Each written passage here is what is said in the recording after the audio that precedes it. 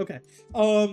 Yeah, last session you all had a wonderful little time preparing for a fun little team tea party. You know, getting some food, some snacks, Nixie getting a bunch of apples, getting a bunch of ingredients for some tea options, which you put together into a wonderful little menu, maybe taking inspiration from each of your fellow compatriots. And you had some time enjoying kind of that piece together, talking through, having some of the old friends come by like Bart or Corman. But you also had one Nesna come by with her crew to talk and plan out your next steps. After all, the discovery of one of the lost artifacts now known as the Crux Eterna, one of the heights of Nethril technology, is a huge deal and a game changer for what you all have been planning.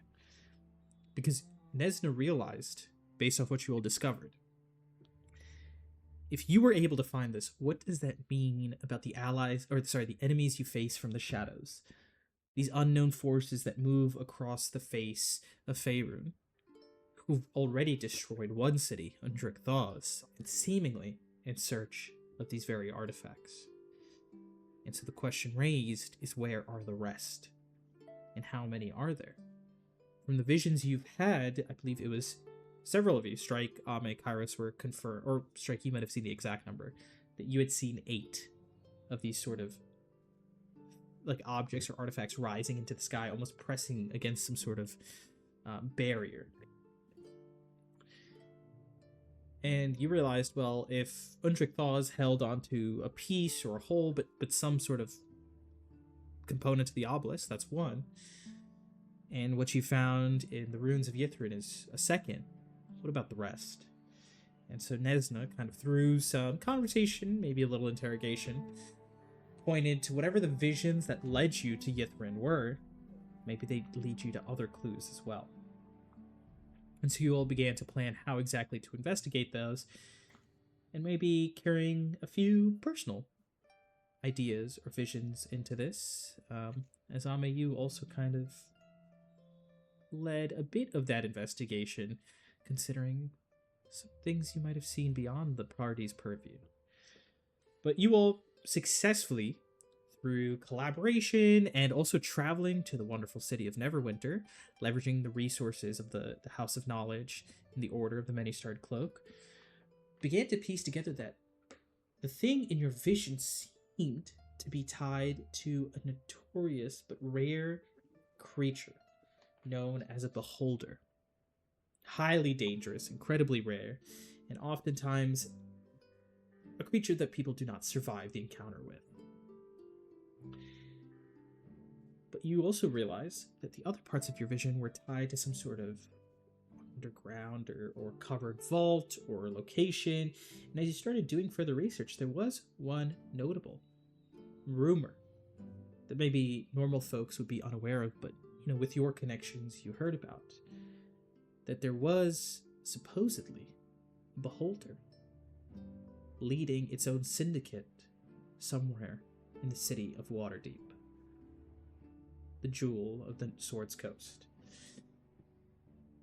And hearing about that and learning that these were known as the Eyes Unseen, this syndicate, you decided that you needed to find a way to track them down, and you were given brief sort of vision or guidance to Nixia from her patron, from her deity. And it had you seeking a fallen knight. A knight who once flew, but I think has fallen. I wrote it down, I think, in our channel, what the exact words were. Oh, seek the knight of flight who's fallen to the ground, they shall know. And you investigated through Neverwinter, trying to break down these clues. What could that mean? Who are some famous knights who flew? All of this to realize that there's a group of knights, the Griffin Cavalry, in Waterdeep, who are known for having griffins as mounts, a major military force for the city and the Lord's Alliance. And you happen to know one such former knight, Sildar Hallwinter. And so, having trekked over to Neverwinter to do some of this research, you realize the clues to your next steps are actually found back in the town of Phandelver. And so you'll return, making the journey back on the high road, where you now find yourselves in the town of Phandalin, searching for your good friend Sildar. All the while, Strike, you've been kind of hard at work here in the town, combing through various tomes that you've acquired long since from the House of Knowledge, going through records from the ruins of Yithrin, any of the details that have been shared by the Order, the various constructs you've also been taking apart and kind of dissecting, all to put together plans, schematics, diagrams, all drawn throughout many crumpled pieces of papers as iterations and iterations have been gone through and tested. But now, as you look at the latest schematic ahead of you, you think you might have a plan that could work. A prototype, at the very least. And that is where we find ourselves today. And so, to start off with that recap, are there any questions you guys have? Anything you want to double check on? Can we ask Sildar for a griffin? You just like walk on over to like Sildar doesn't actually stay in the townmaster's hall. He stays like not like next door because they built like a sort of like pseudo barracks. And you see Sildar. He's familiar enough with all of you, so he's got no problem. He's like, "Oh, hi there, Rame. It's good to see you. I heard you were back, but you all left pretty soon after, and I didn't want to disturb if you were in any sort of rush or working hard at something. How goes your travels?" Sildar, we came across some interesting information that perhaps you might have been a knight not just of the Lord's Alliance, but of a a company that deals in griffins.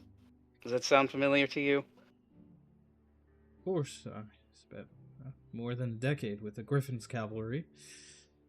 Is Gundren going and telling old stories about us? No, we haven't thought to ask him, but we were in Neverwinter recently, and there were some puzzles that we had to figure out, and we were trolling through books and such, and came across this information. I was curious. Does your company give out griffins?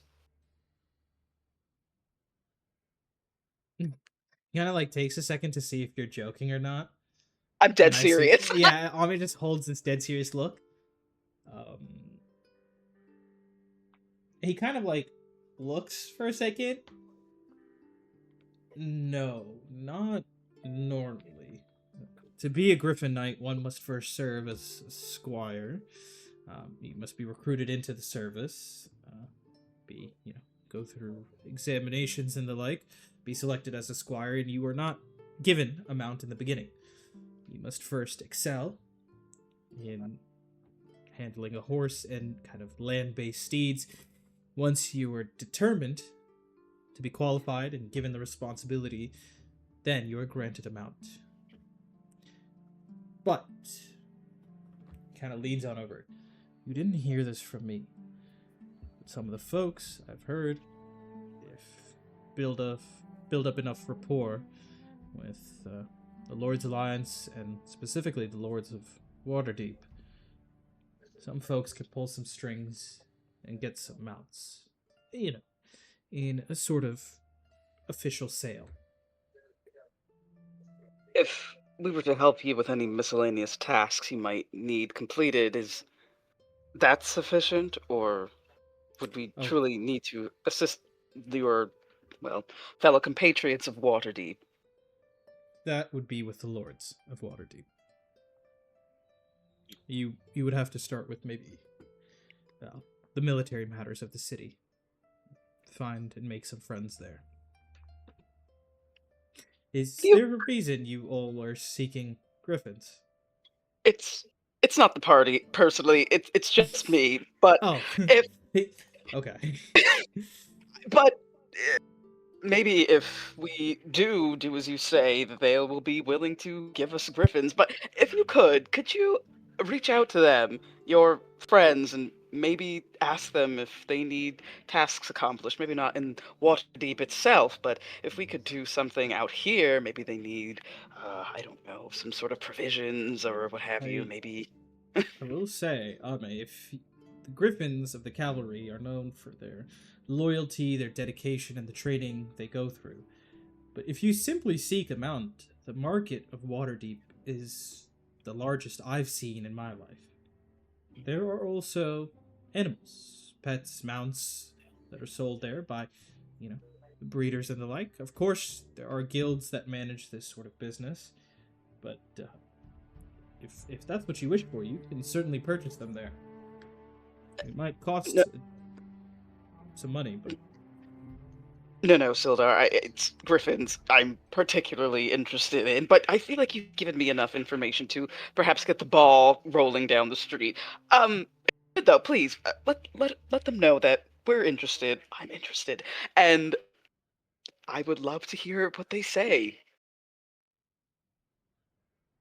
okay. I can see what I can do for sure. If I'm in the same room as Sildar, um, I think Kyle should speak up, or like he'll almost like go up to Ame, whisper in his ear, and say, You know, Ame, if we need a connection in Waterdeep, perhaps I could talk to my family there. I think I have some cousins there that belong to, well, I'm not too sure, maybe like a lower house.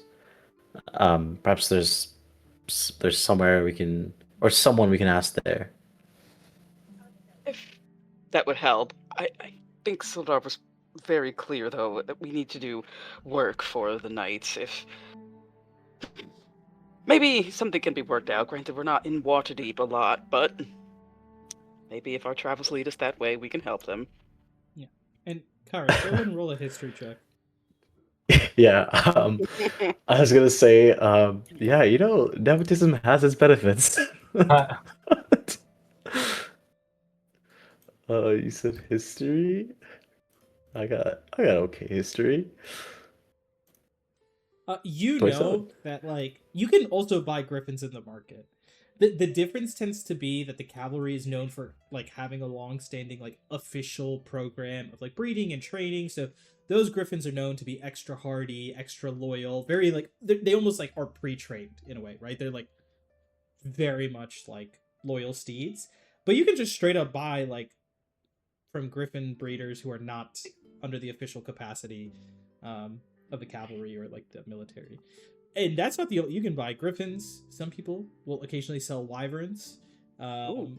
things of various natures. Of course, the more dangerous the creature, the fewer people who can safely sell them without getting eaten, and even fewer can really guarantee that you won't get eaten by the creature. So it's expensive, right? Getting a whole fancy mount that you are pretty sure won't eat you. But sometimes people also buy like younger ones and kind of use that as like a grow, train them and like grow them and then um, feel that they've made that bond with a loyal steed. Question about that exactly. We have, and maybe I'm misremembering, we might have some manor NPCs that kind of deal with animal handling. I feel like Gundren and the one that I made, Buri, might have been one of them. Could they help us with, I guess, I Trading? don't know. Yeah, I guess. Yeah, they could. I mean, it's one of those things where like they might be better off if you're getting like a bunch of creatures for the manor. You know what I Mm, mean? Like for the hmm town, like for the military here. If you just want your personal like mount, that's something you low key need to mm, like do you yourself. usually it's like the person has to be the one that builds up that bond, right? Okay. But yeah, if you were, for example, to get a bunch of horses for Phandelver in order for the red brands to utilize, if you want to like upgrade, um, Mm. yeah, that would be like an example. Also, Gundren straight up is raising giant frogs. If you remember, he Yeah. found eggs in Wave Echo Cave. They are like hatched. Like he straight up has a pond where it's like these, like when tadpoles start to grow legs, they're just like that in like this big ass pond behind his house. I was wondering for an update on those guys. Yeah, they're big enough now. But they're not like grown out yet. But yeah, He named so them. did he name? He probably has. I have not. But Gunford definitely has named them at this point. Nice. And yeah, with that, is there anything else you want to ask Sildar, namely related to the whole Namely, the whole reason we're talking to him in the first syndicate? place. I like how you guys are like, fuck, we need to talk to Sildar. How do we get a griffin? And he's just like, look. More important things. How do we get a griffin? Exactly. He's just like looking at Kairos like, that guy's family's rich. Ask that. Yeah, about the syndicate though. The what? Sorry, the syndicate, the crime syndicate. Oh, you're telling me. I thought you were saying it to Sildar. He's like, huh? Oh no no no. Do we have a name? Sorry, I don't see that in my notes. I must have missed it. Sorry. The eyes unseen. Eyes unseen. Okay. Wow. Huh. Beholder name, I see. Is there like how long have they been around? Like, I guess in their name, like eyes unseen, but like, were there any rumors or anything like floating around about them before I really approached Sildar about this? Like, quick say all of you can, because you kind of did the skill challenge to learn. yeah. More. So what I'll say for this is go ahead and just give me. You can do history check as well, or investigation. Okay, just one of those two. I'll do investigation this time. Shit, I should on history. I'll rolling for that. I'm sorry. Cringe. Yeah. Double cringe. History investigation. Oh my Other than god, that one. Yeah, I should have rolled history. Jesus. There we go. Hey. So you're back in the manor, having caught Strike up on this. Strike, you've walking here and there, been back and forth. You've heard of these monsters here and there, the beholders, usually these solitary creatures. But rumors to do with Waterdeep, as your party lays out more details, you're like, maybe you heard something similar. I don't know, like 4 or 5 decades back, something like that.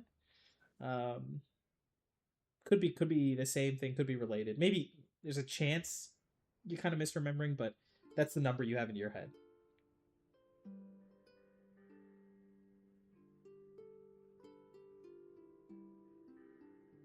Oh, also, Brian, I think you might be muted on the mic. Oh, there you go. I can hear you. Oh, maybe it's just masking me. I was talking loud, I guess. I passed that along. Since it's he's still a bit uncertain with what's going on. Let's talk about stuff. So he's just throwing his 2 cents in. Oh yeah. So yeah, like you know this now, Kairos. Then you guys are all, you probably discussed this before stepping up to where Sildar is in the barracks. Okay. Yeah. I'm going to go up to him and say, so have you ever, I don't know, came across this syndicate while in the city? And you say the name. I Eyes don't like the unseen. way you asked me that, but yes. Yeah. And he's thinking through like how to get you guys griffins or help, and you say eyes unseen, and he goes, kind of pauses, looks around. Oh God. Where did you hear that name? Well, we were in Neverwinter and, researching around. We may have asked some people, but yeah, that's at least that's an organization that came across our investigations.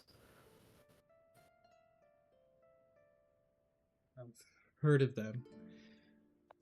And it looks like you're looking for them, if I'm understanding where this questioning is going. Yep, that's right.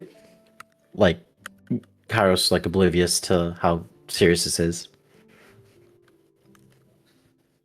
Yeah, I've heard of them. It's a criminal syndicate.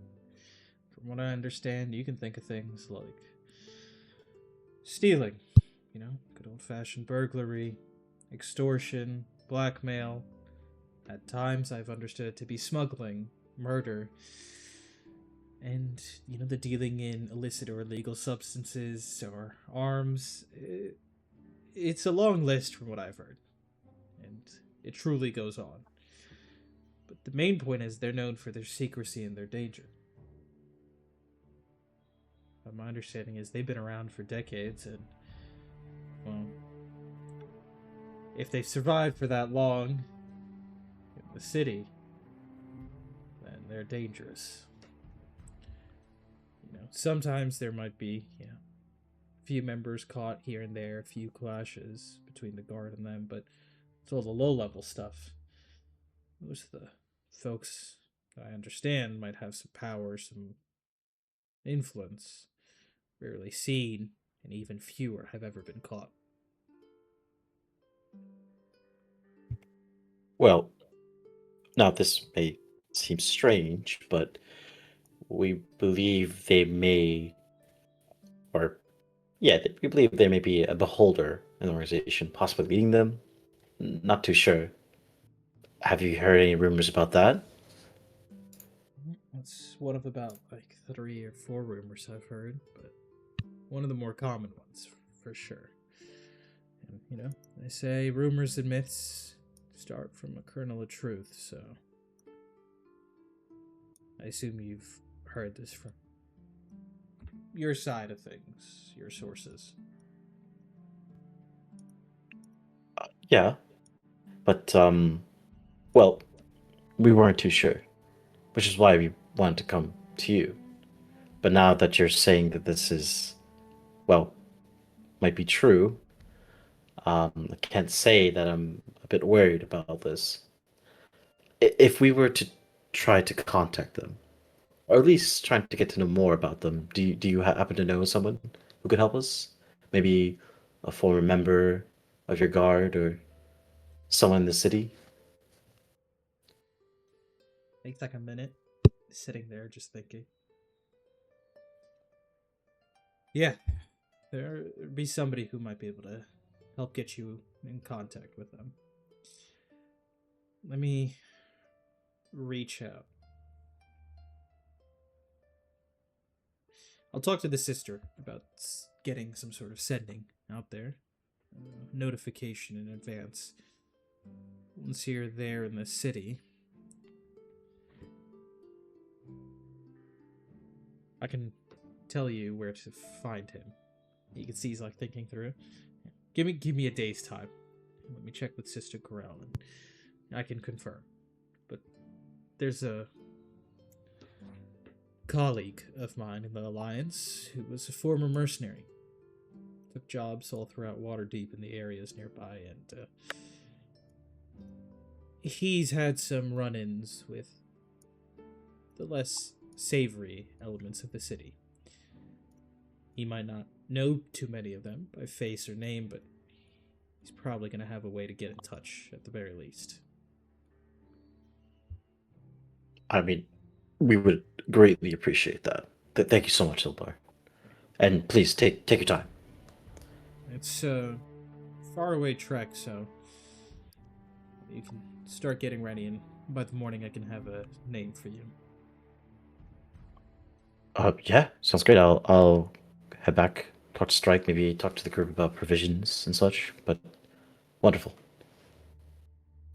And yeah, Carso takes Solar and he'll just head on out.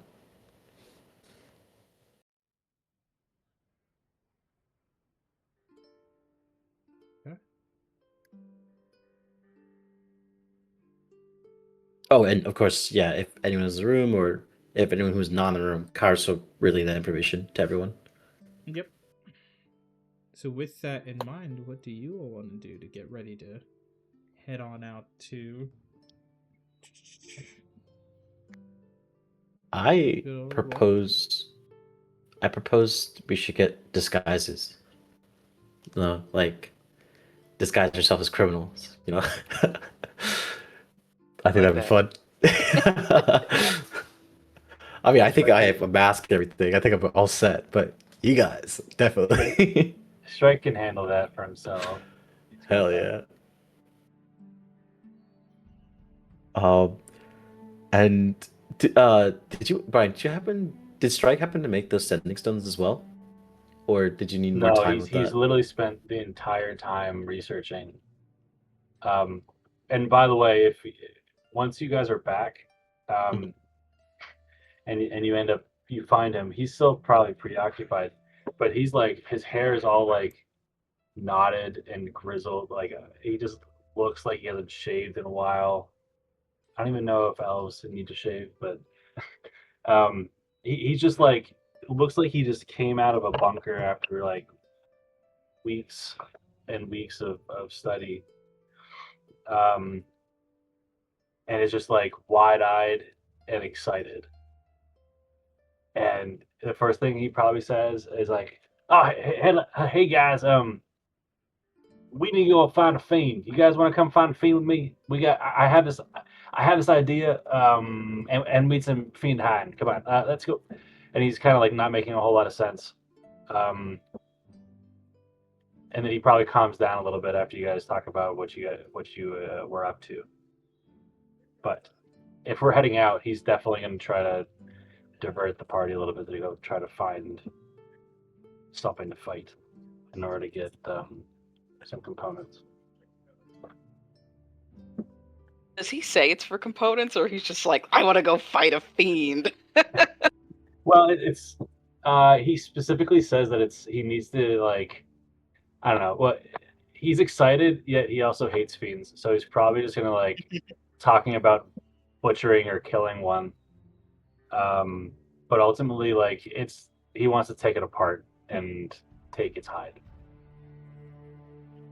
So it's a bit more gruesome than just killing it.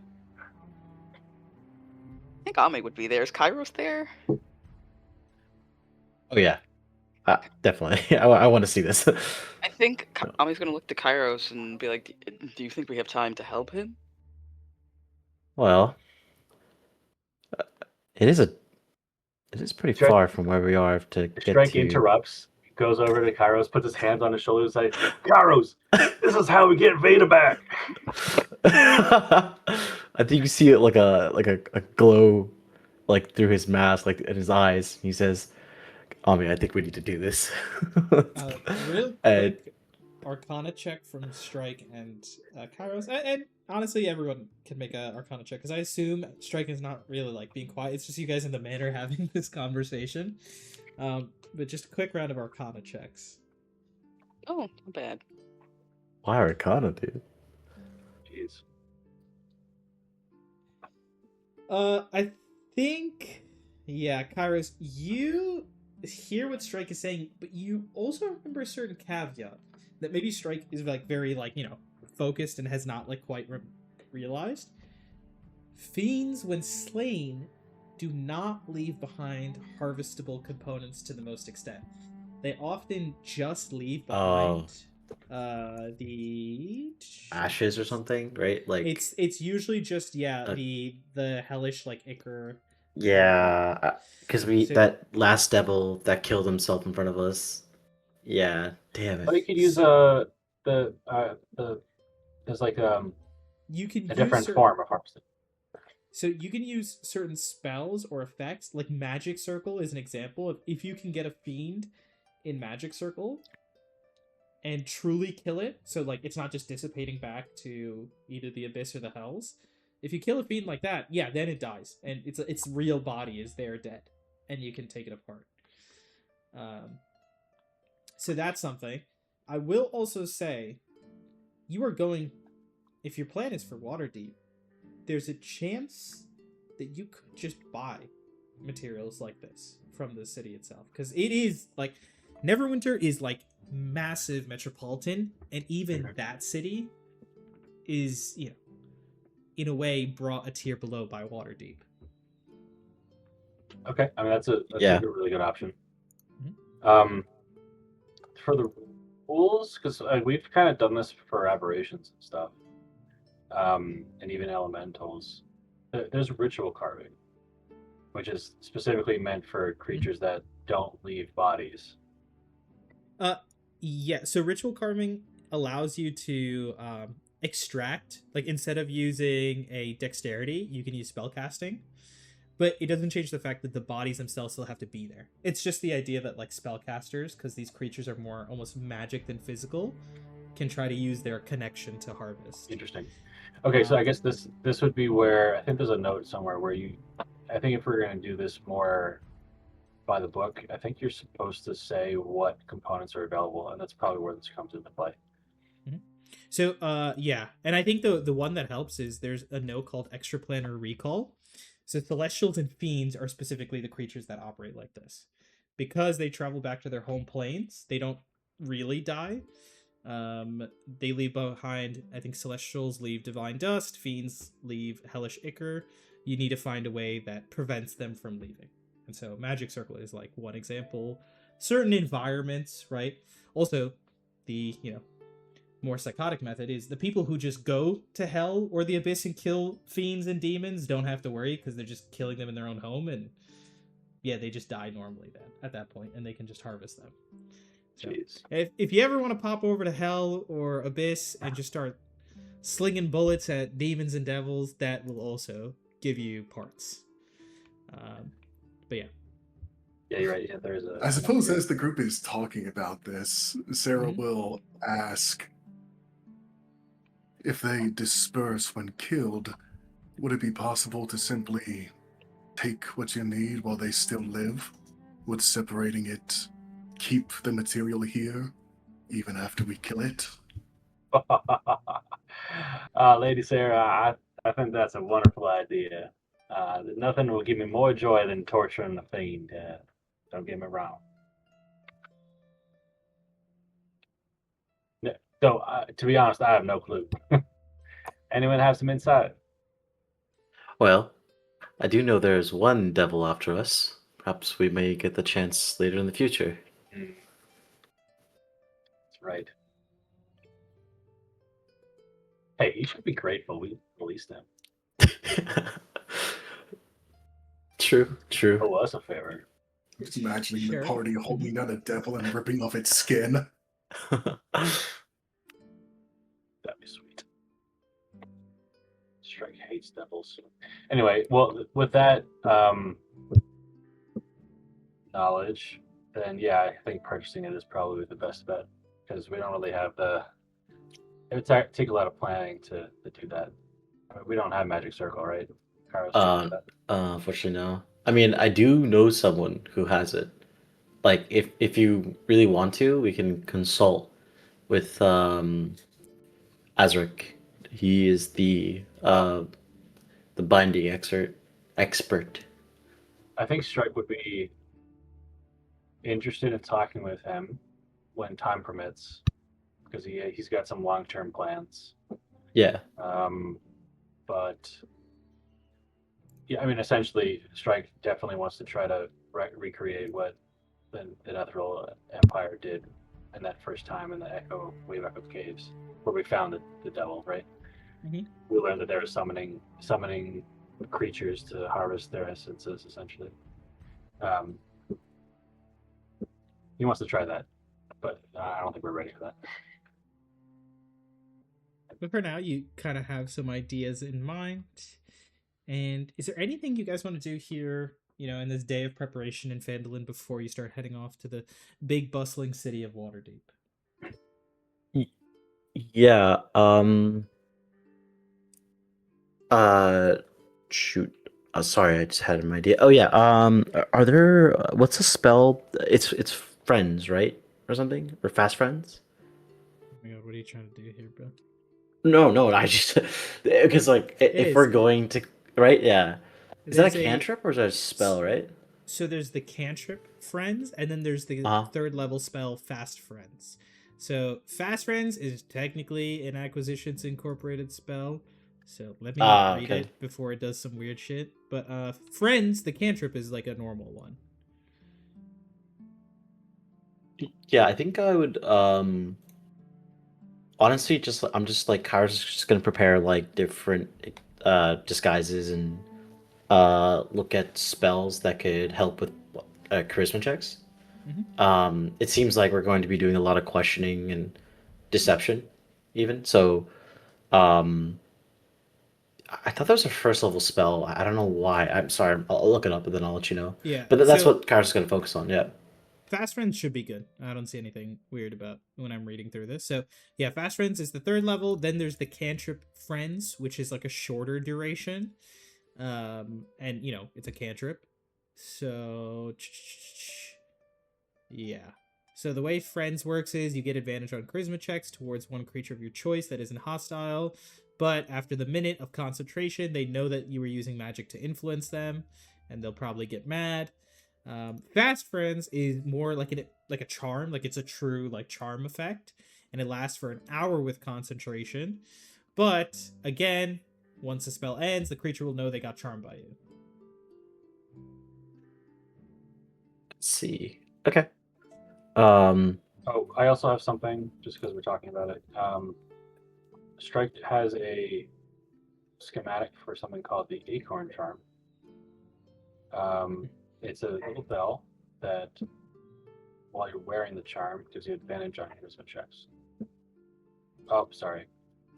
It is very particular. It's only when interacting with plants. Amazing. Or plant creatures. Okay, never mind. Oh yeah. This is the one where it's like if you want to be friends with plants, it's great. Never mind. You never know. You guys might need to be friends with plants. Plants are pretty cool.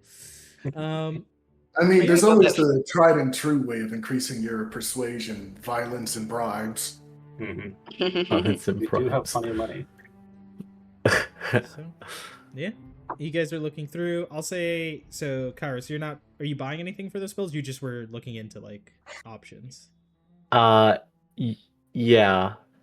Well, like, would you able to give me a quick estimate of like the spells I asked for, like charm Yeah, like how person much and they stuff? cost. Yeah, like charm person first level. So Um, mhm. charm person, yeah. So Yeah. friends, the cantrip. It's a cantrip, so you can get a scroll with friends in Phandelver for about like 20 gold, like a single casting. Uh-huh.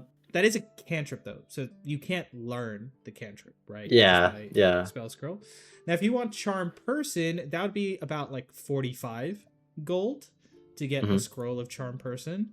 And for fast friends, I'd put that at probably around like 250. Gotcha. Okay. Um, I think I'll put all. I can probably buy this in Waterdeep, right? Yeah, you can also The spells. maybe Yeah. see. Yeah. Okay. Yeah. I'll just like make note of it. But yeah. You make note, and with that, you guys go by, getting prepared, getting some rations, some food ready. It's a long trip, so what I'll say is, everyone, just for fun, can you go ahead and mark 10 gold off as you have to buy a bunch of food and get ready to head out? Oh, sorry, I think it's 1 gold off. Oh, How thank much is God, it I have usually? 7 gold, man. Oh my gosh. I don't know. I Yeah, don't it's understand the concept insane. of saving money. Can I bring some leftover tea, PK? Oh, Yeah, of please, course. please. Yes. Yeah, I think I'm gonna try Um, one of everything if I can. Sorry, Shani, it is gonna be 6 gold. Sorry, guys, it's Oh, 6. oh, God. Is it because I said 7? This is No, crazy. it's because it's you guys estimate it's 12 days of travel. Oh, And so it's 5 silver. I was trying to remember what the cost of yeah. was. So it's a fun little 6 gold. I normally wouldn't even bring it up, but I know Shreddy's broke as hell, so I wanted to confirm. Yeah, I I'm can also just- kind of broke since I spent all my money on this diamond. You can also use the party funds for some Party food. has plenty of money. Yeah. Oh, sorry, real quick. I would have like had a separate dialogue with Strike and asked him like, "Hey, are you like using this?" And I hold up like from the party loot like a gem, um, that's worth at least 500, and I just mentioned I don't intend to keep this, and we can sell at the same time, but I was hoping if you can engrave something on it, a symbol, and that's all I require. This is something that we've got recently, or is it something we've had for a long time? Do you remember? It's like it's we have like a lot of like diamonds and like jewels. And I think there's one oh Okay. shoot, where is it? If it's 500, then yeah, it's fine. I think Strike has reserved one that's worth 100, but he's pretty much kept that on his person. Yeah, Yeah. like I think So like Kairos doesn't intend to like consume the gem or like use it in any way. He just it's like a focus for him. So he's only Oh, asking you to like engrave yeah, something on it to absolutely. help it. Yeah. Yeah, Also, yeah, he'll Loki, absolutely do that. which Yeah. gem are you talking about? Because I thought there was something I saw that was like there's a ruby worth uh 1,000 gold. no, there was a necklace or something, right? Oh, is necklace work? Right? That's We talked about 2.5k gold. Oh my God. Um Let me look at the prices of some of well, the others. oh God. I've like yeah, like I said before, like it's not something I'm going to destroy in any way. It's just a way to focus one summoning spell I have. Yeah. Okay. So I'll just say for the engraving, I'm just double checking which item it's gonna be, but strike if you want, you can just make like a quick jeweler's tool check. I think that might be something because you have the all-purpose tool, right? Yeah, that's dexterity. He's actually proficient with jewelers already anyway. Could Beautiful. I could I help him like adjust his density like throughout the entire time? Just like watching over him, just Yeah, to give him sure. advantage. Advantage. Yeah. Yeah, okay. Yeah, I'll say for the Advantage. purpose of engraving, it's fine. Okay. And it's a 24. symbol of a dragon. Ooh. Are you making chromatic orb? No. No, that's a bit more than that.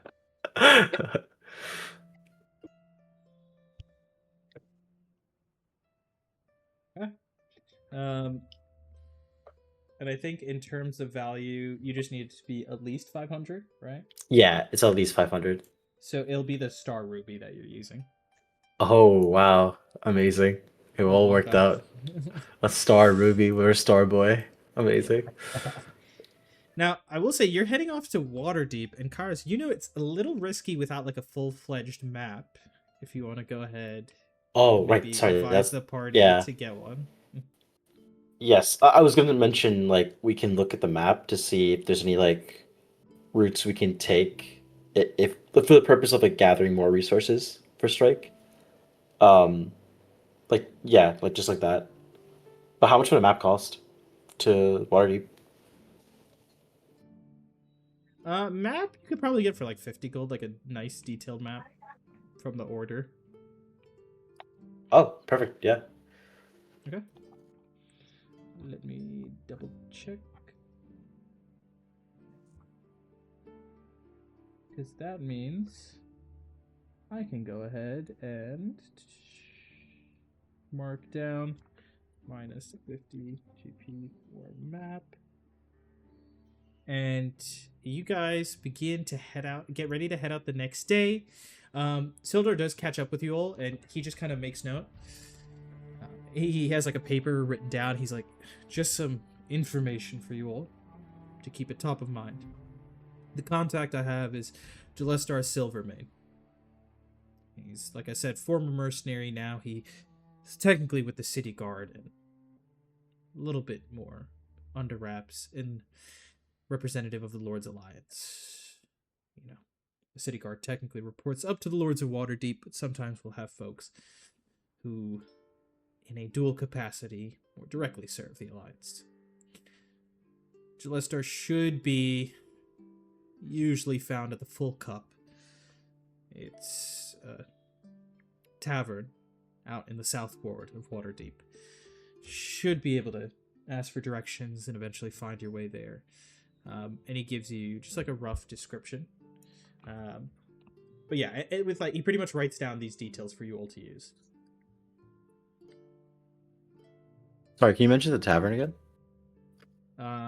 Yeah, it is the Full Cup. Full Cup. Mhm. Awesome. Before we go too far, just because I think I missed some of it. We're going to Waterdeep, and there's going to be some type of disguising and a bit more of like the Undercover type. undercover kind of stuff. I mean, yeah, I think that's Kairos' takeaway, right? Is like if Yeah. you guys are dealing with criminal syndicates, you should be like maybe more like hidden, more like kind of play the 'Cause part. That I assume they know the Seeker Six, of course, right? They know who we are. maybe, yeah. the contact that Sildar is giving you is not a criminal operative. FYI, he's giving you somebody like for mercenary in the guard and part of the Lord's Alliance who might be able to get you in contact with the criminals, right? But the person you're gonna first talk to is just like somebody, if you want to say, a friend of a friend. Gotcha. Yeah. All right. The first domino. Mm-hmm. And as we head out, it kind of goes without saying at this point, but Ame still has prosthetic arm that Striking gave him. It's important to note because of counting of resources on my end. Yeah, the infusions. Yep. Yep. Okay. So with that, you get ready. Mm-hmm. So sorry. Could we bring along some companions, like Gavin and Do you want I feel like Gavin would be perfect, right? He is technically an investigator, right? Why are you laughing? I'm scared. You keep bringing these motherfuckers. Well, that's the grim smile of, oh, I see. You want to kill those friends. No, and then what about Gavin oh my almost god. died in the Underdark, and you're like, you know what? Let's bring him. To But the he criminal. let's be honest, he survived the Underdark of all places. You know So, what? He's there. right. He's ready, He's dude. your intern. He's ready. He's like, "Oh, Mr. Kairos, thank you so much for bringing me on board. I'm so excited. I learned a lot from our last venture, and I know there's still like some details being ironed out on some of like the follow-up pay, you know, like the hazard pay, but really it's been great kind of what I've been able to learn so far already. And just you kind of be a part of the community. It's been really, really wonderful. Of course, yes. Yes, that the pay you mentioned, it is certainly we put it in a separate account, like a fund. It's just like collecting interest at the moment. So, whenever we get that settled, we'll be sure to let you know more about it. Yeah, But I just trust you, sir, Mr. Kairos. You seem to know a lot about this stuff, so I'll leave it in your hands. oh god, we should bring someone else just to like kind of keep an eye on him, but also help Corbin. us. Yeah, Corbin. I was forgetting the name. Oh my gosh, how could you? Hey, he's your friend. Corbin, But yes, sitting there already, loot in hand. I'm really everybody's friend if you think about it. I'm sorry I said that, Corbin. Yes, you are my friend. Don't worry, man. Just puts a hand, like reaches up, puts a hand on your shoulder, just gives you a nod.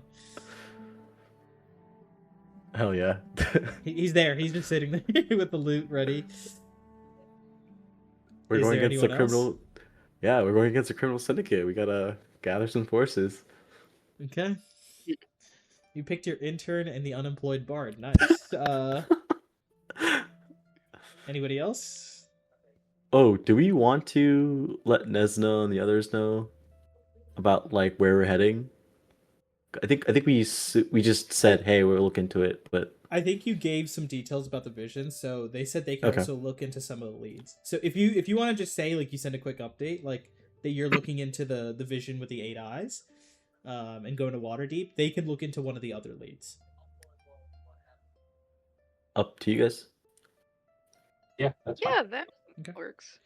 I'll let you know then. The one they're gonna look into is the River of Fire, the magma. That's a good one because I literally have no idea where to start there, and they're from the Underdark, so it's a good matching. So they are heading that way. And with that, you all take off, heading down to the beautiful city of Waterdeep. And with your new arcane enchanted map from the Order, which you've got for a decent discount, Kairos, thanks to your recent fame, you unfurl and immediately see an expansive terrain begin to form. Let's go ahead and take a look at the Swords Coast.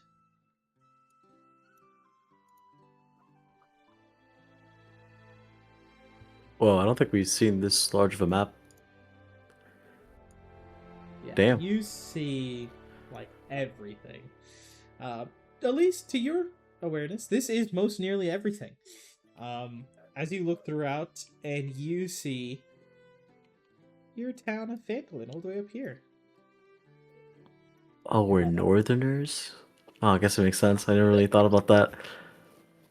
And you start to weave your way out and about. You guys will be taking effectively this route through the Tribord Trail and then taking the high road down. And it is a decently long. This is probably one of your longer journeys in recent memory, as you are trekking onwards for about 12 to 13 days on this massive road. Now, it is the high road, so it has occasional patrols. You see merchants, you see travelers all throughout, and so there's not really many like dangerous encounters, thankfully, on your ride through. Um, Occasionally stopping by roadside taverns or sleeping out in kind of grass fields when you need to. It is a more rough and tumble experience, especially for some of the legs up until Waterdeep, but thankfully, before you reach the point where you might start to get a little exhausted dealing with the outdoors and the wilderness, you can see that getting closer to Waterdeep, a day or two journey, some taverns start to pop up, and you manage to have at least a little bit better rest before heading on into the big city. And you recognize there's always folks coming to and from Waterdeep. And the closer and closer you get, even when you're like a days out, you start to see the glimmer of the city sitting on your horizons. That's the kind of scale and scope as you continue to approach. And yeah, is there anything you guys do or talk about in this journey that you want to touch base on? Or otherwise, it's like a very like just calm, a little, weary, but overall safe journey on the high road.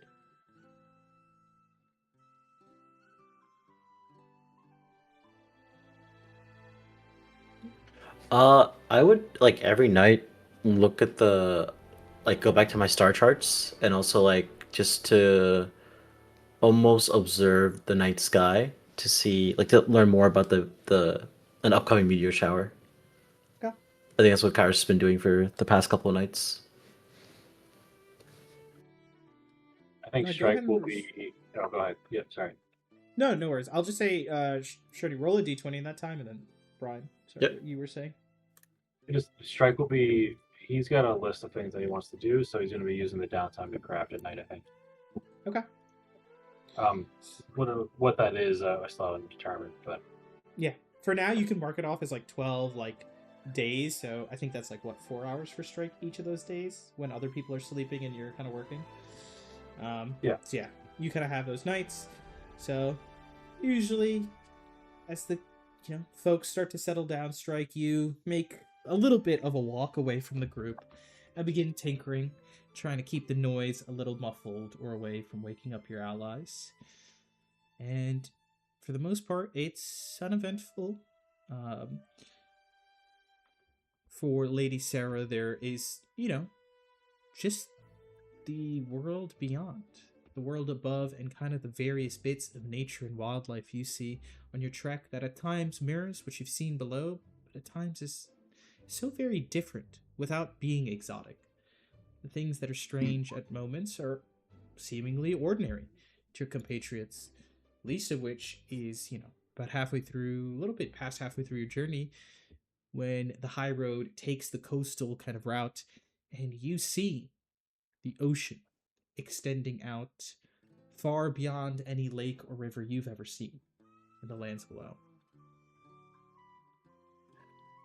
Yeah, I suppose Sarah's time during this journey would be spent just absorbing the surface. And beyond that, also kind of trying to study that big expensive map everyone got to kind of try and commit it to memory, seeing that it'd be useful to have a general idea of where things are up here. Mm-hmm. But yeah, beyond that, I suppose during just free time, when they're not traveling, they would take the time to go through different forms of combat. Kind of like shadowboxing almost. To pretty much just keep sharp, practice drills and the like in their lonesome. Yeah. Staying sharp in terms of your skills as you venture forth these new lands. Yeah, and it's easy enough to, kind of spend these nights on open fields or even along the kind of coastal, like beachfront or like sandy terrain, running through different motions and swings with your weapons. And all the while, I think by the coast as well, Ame, there might be a few moments you feel the sea breeze and look out, knowing far, far beyond where even the map that Kairos has received can track. Your homeland sits far and away across the seas.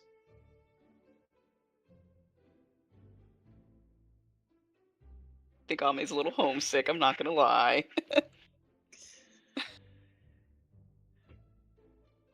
Yeah. But I guess at this time, I think I'm just gonna write some things down for himself, just personal things that been on his mind, and things like that. Recipes, anything really that just comes to his mind. He's just gonna sit there and write it down.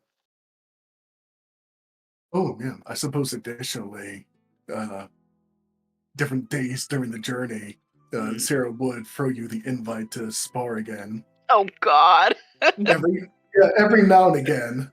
It's like every other day. You know what? I think Ame would take her up on it because he's a fighter himself. Why not? Yeah, especially since the others are not very martially inclined. This is true. Weaklings. Hey, Yeah, weak nerds. Weak. Especially that Kairos. Strike might Oh, be weak, God. but he's wily. Strike's got a lot of stuff in that kit. Every time he reaches into that toolbox and whips something out. So yeah, you guys are sparring along, and it's just more so like the act of like keeping up. And I think for Ame, it's also trying to feel like you can move the way you could, right?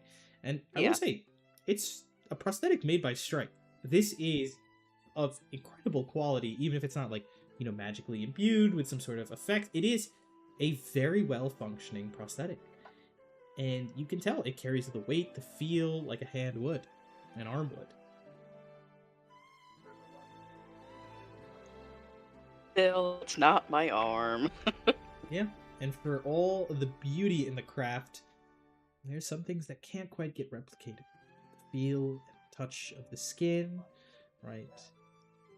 The parts where the metal is there and kind of like well made and faceted to be efficient and lightweight, but you also know like where flesh might sit, where bone might sit, instead is just metal. Cool and not painful, but in a way discomforting that it's not what you're used to.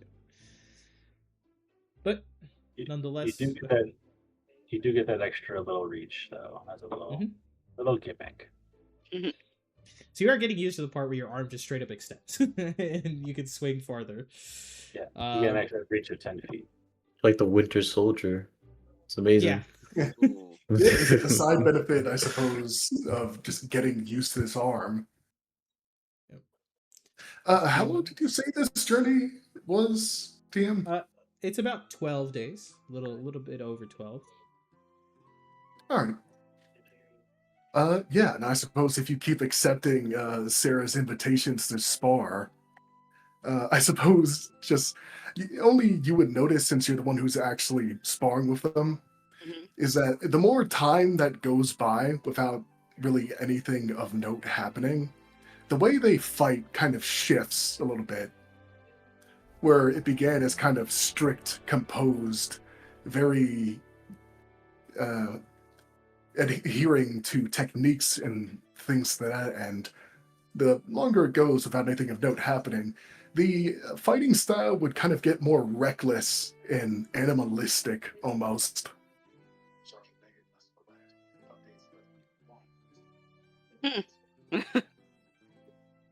I wonder why that is. Like, I think I think he'd make a little comment about it. Like, maybe she's like more, I don't know, focused. Not, I guess not focused is not the right word, but she's more like locked in, I guess. And it's just kind of losing a little bit of that as they go on. But yeah, what's up with that?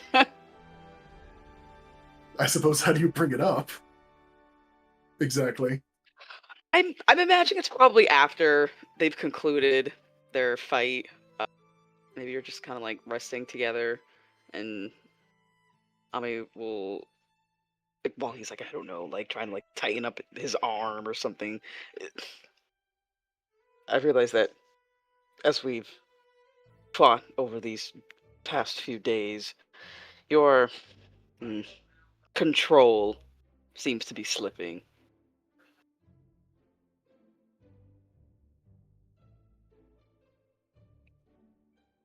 I suppose it has. I suppose it's merely a side effect of not being able to fight in a real battle. I lack experience in true combat. Much of my life has been devoted to training, drills, sparring, and from what little real combat I've had, it was brief, bloody, far more intense than mere sparring.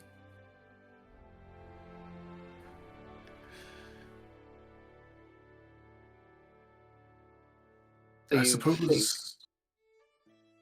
Oh, no, do you go ahead. think that maybe because you're not practicing truly as much as you might have been, your skills are dulling? Not exactly. More so, I'm thinking in terms of reality and the controlled environment of sparring, taking from what little experience I have to think on what to do with it.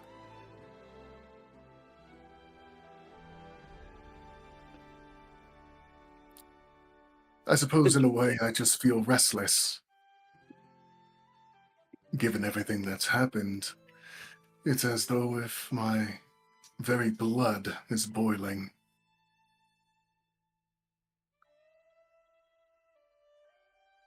I think maybe I could understand when I was, well, back in my home country and fighting wars that I truly had no business fighting in.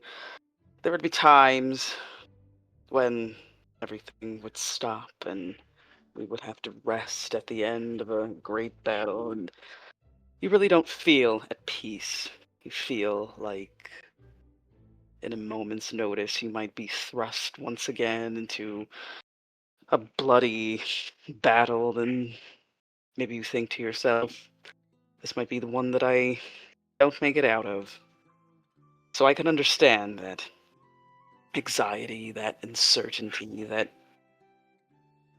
maybe maybe this is it.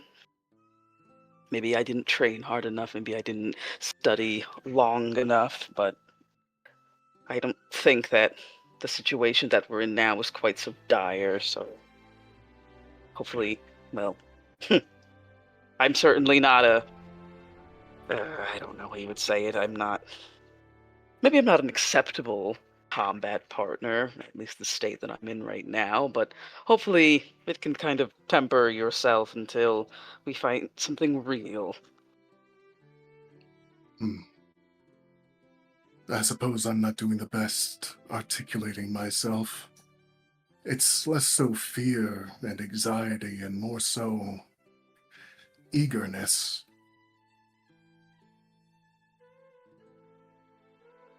I wouldn't have thought you to be eager to fight, but then again, I don't know you all that well.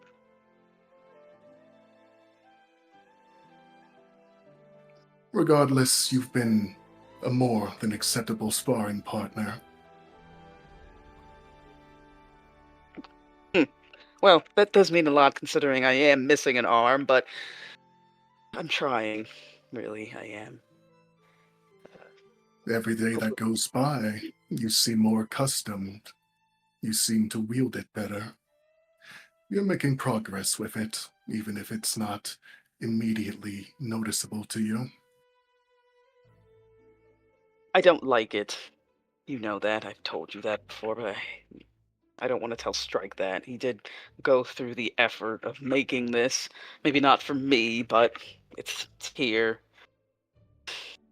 Honestly, I just wish that we could go back in time somewhat and prevent everything that happened.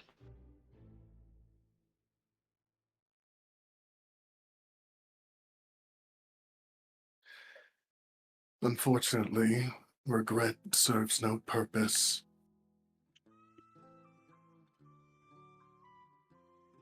Right. It's just something we need to accept and move on from in our own time, I suppose.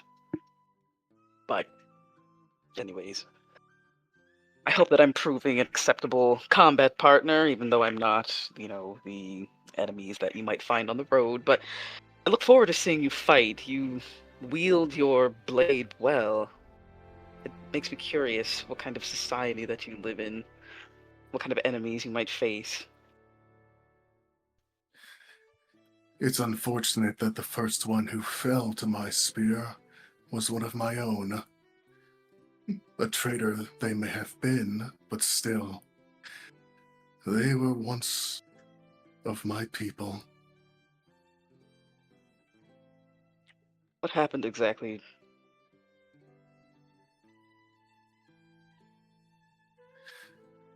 Traitors alongside outsiders stormed the palace, aiming to take my life.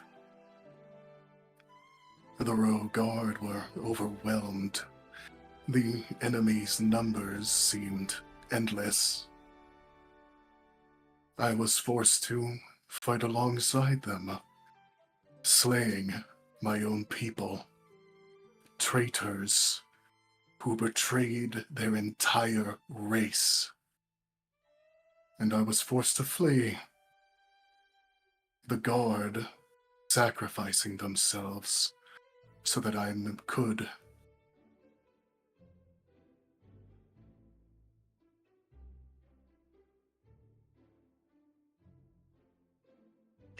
It sounds like you did the right thing, as hard as it might have been. If they were traitors, they would have ended one way or another, no? I have thought long and hard on it. Perhaps I could have swayed them, convinced them that they were following chaos and death in their belief to unleash this curse upon our people. But I realize that is foolish and naive. It would only invite more danger to myself in the attempt. No, they don't deserve mercy. They don't deserve a second chance. The only thing left to do is ensure they die a painful and quick death.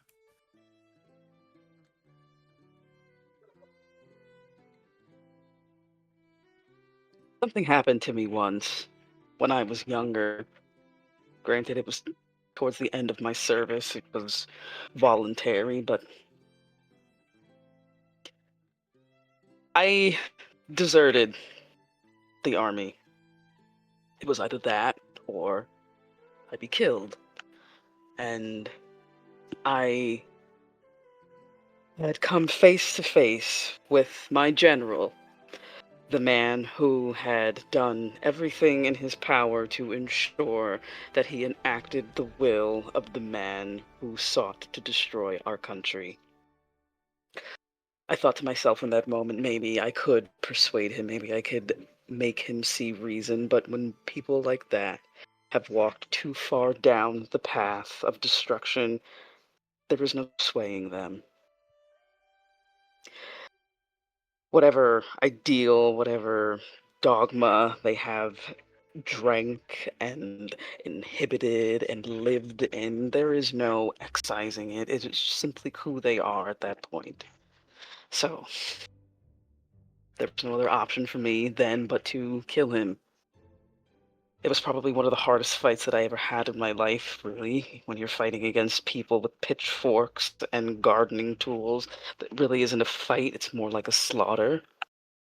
But I ended up winning that fight, some miracle. So I understand, Sarah, what you say. Sometimes you want to help the people that you've known, the people that you have spent your time with in moments of personal uh, connection. Sometimes it can't be done. And it's not your fault. It's not my fault. It's a choice that they made, and we simply have to deal with it. And thankfully, we become better fighters because of it, if not for their stupidity.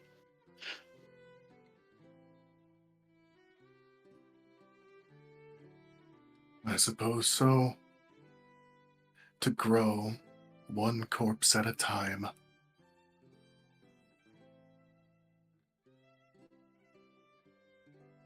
Yeah, something like that. Mm. Would you? I don't mean to change the subject, but would you like tea, perhaps? I did bring some with me before we departed. Oh, certainly. Sounds lovely. A nice drink. After an intense spar and an even darker conversation. Well, such is life. I think Ame honestly had like little uh, traveling menus prepared, so he has like a little menu card, and he's gonna give it to Sarah so she can pick whatever she wants. Yeah, I suppose after that they'll relax and speak of lighter things rather than killing traitors and growing stronger by killing people. Yes.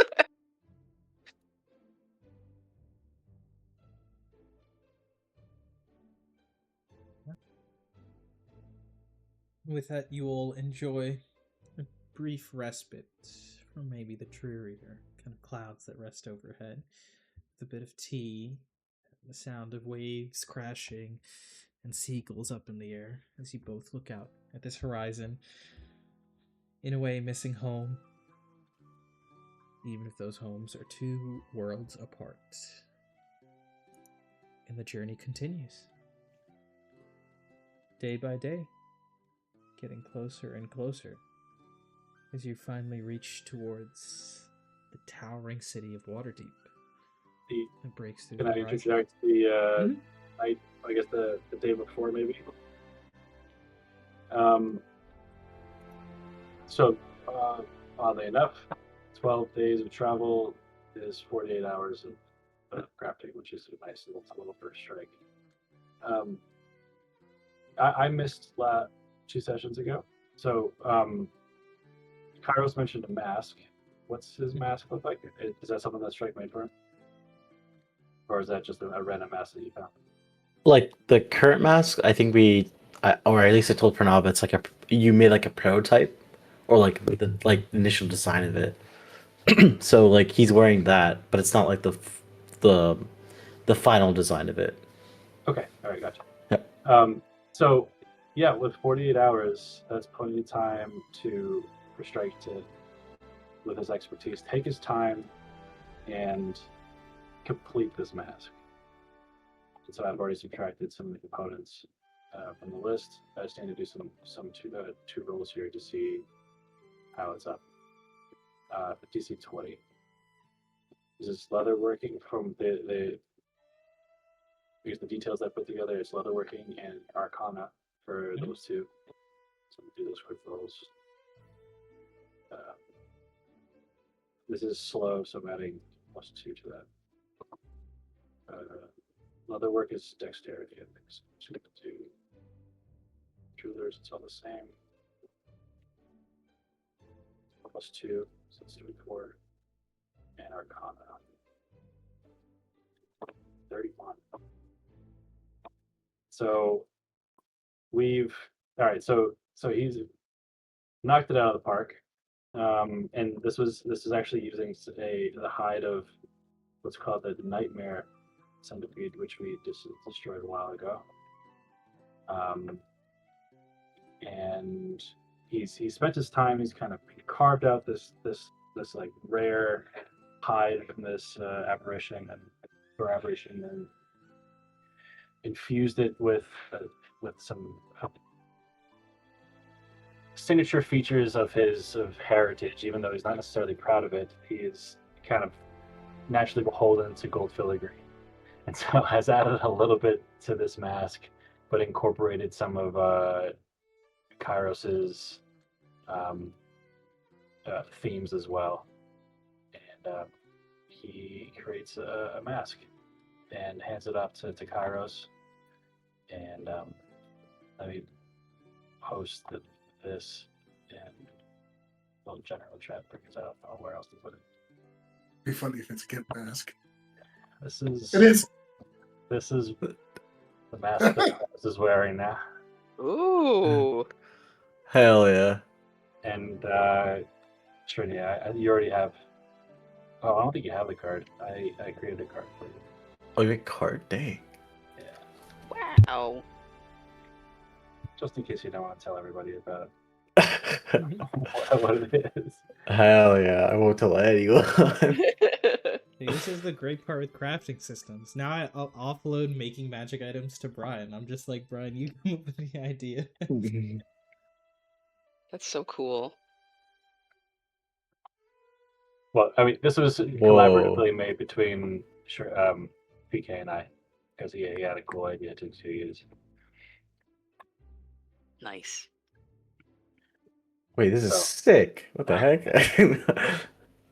I do like how the eye holes have that downward curve to show that he's indeed a crybaby. Oh my god. Actually, this is based off the Jedi Temple Guard mask. No way. Yeah, I was like, this is really sick. I wanted it, so I asked Brian like, "Yo, if you're making a mask, how about this?" But I love the design. Yeah. All right, so just because I think he's going to be wearing it for a while, he gets a couple boons for this. Yeah, I think it's gonna be 2. 2 enchanting boons. Yeah. What I can do for that is, Shrini, I'll just have you roll 2d20s and just message me the numbers, and we can figure out the boons offline of like what it ends up being. But you get a few of the stars sparkling a little extra on this. Dang. This is sick. Thank you so much. I think Kairos would like pause for a second and almost seize it. And it's like he because I think Kairos remembers telling you like, oh, like you don't need to make it special or anything like a normal mask would do. But when he sees this, he just like looks up and he says, I honestly don't know what to say. I mean, it looks so much better than I imagined, but you didn't need to. Well, yes, I did. I mean, you can't request an item from the master crafter and expect a mundane item. Come on. This is for you, my boy. Wear with pride. I hope it helps. It helps. It helps. And he kind of hands it over in more of a respectful kind of two-handed handoff that I don't know. Maybe Ame might present a sword with. Oh, I see what you mean. Yeah, Kairos for a second, like he approaches with one hand, little hesitant, but then like sees like the amount of like effort you're putting into like making this and giving it. So he's like corrects himself, and then he gently picks up the mask. And for a second, like Kairos like hides himself away, just like hide his like face, and then swaps the mask. And he like kind of like looks around. I was like looks around his like outfit, everything. If there's like a pool of water, he'll look through it, and he'll say like, I this is probably one of the best gifts I ever had. and I've had many. Let me tell you that. But no, this truly means a lot, Strike. I appreciate it. Oh, absolutely. This is yeah. This is you. I'm well aware of what you did for us down in that hole. So this is my thank you to you as well. Well, to be honest, I thought, I just would have thought like, what would Ame, what he would have done, or what would you would have done? Like, I, I think, I think it's that should be the norm. But again, thank you so much. And then Karis he'll go around like trying out the mask if that makes any sense. He'll like walk around. He'll try to like pop up to people in like a normal conversation. Um, he's expecting compliments from the people, but almost like compliments to the mask itself.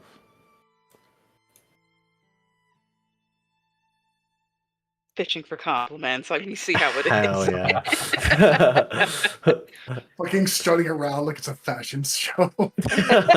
I have a question, Pranav, actually. Does this improve my like does this make me more intimidating or less intimidating? The mask? Or does it not matter? It will. I think your current scars make you more intimidating. The mask will remove that factor, but it will also remove the negative to. Intimidation, right? Like It'll or remove the positive to intimidation and the negative to yeah, persuasion. awesome. I'm back in it with a cool mask. Not even a lightsaber, and once everything's set. I do have a lightsaber for you. Whoa. No, I asked too much. Called the light blade. Oh, We wait, used you it. do. Yeah, remember Eris? I already Errol. Whoever that Wait. guy's name is, that fucking traitor. Yeah, he used the light blade for a bit. Oh, it's crazy. I need to think about this. That'd be sick.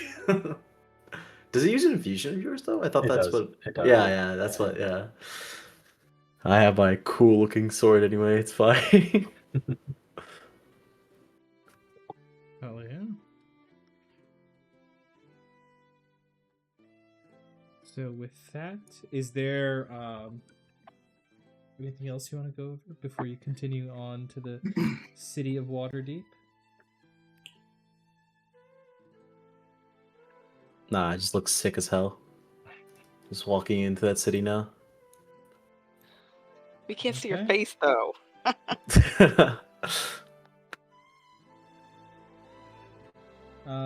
So everyone's winning, yeah.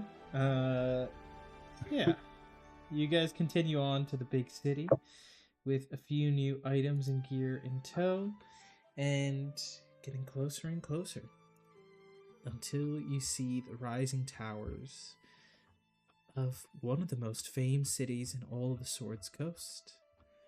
The city of Waterdeep, the crown of the north, the city of splendors, rises up ahead of you.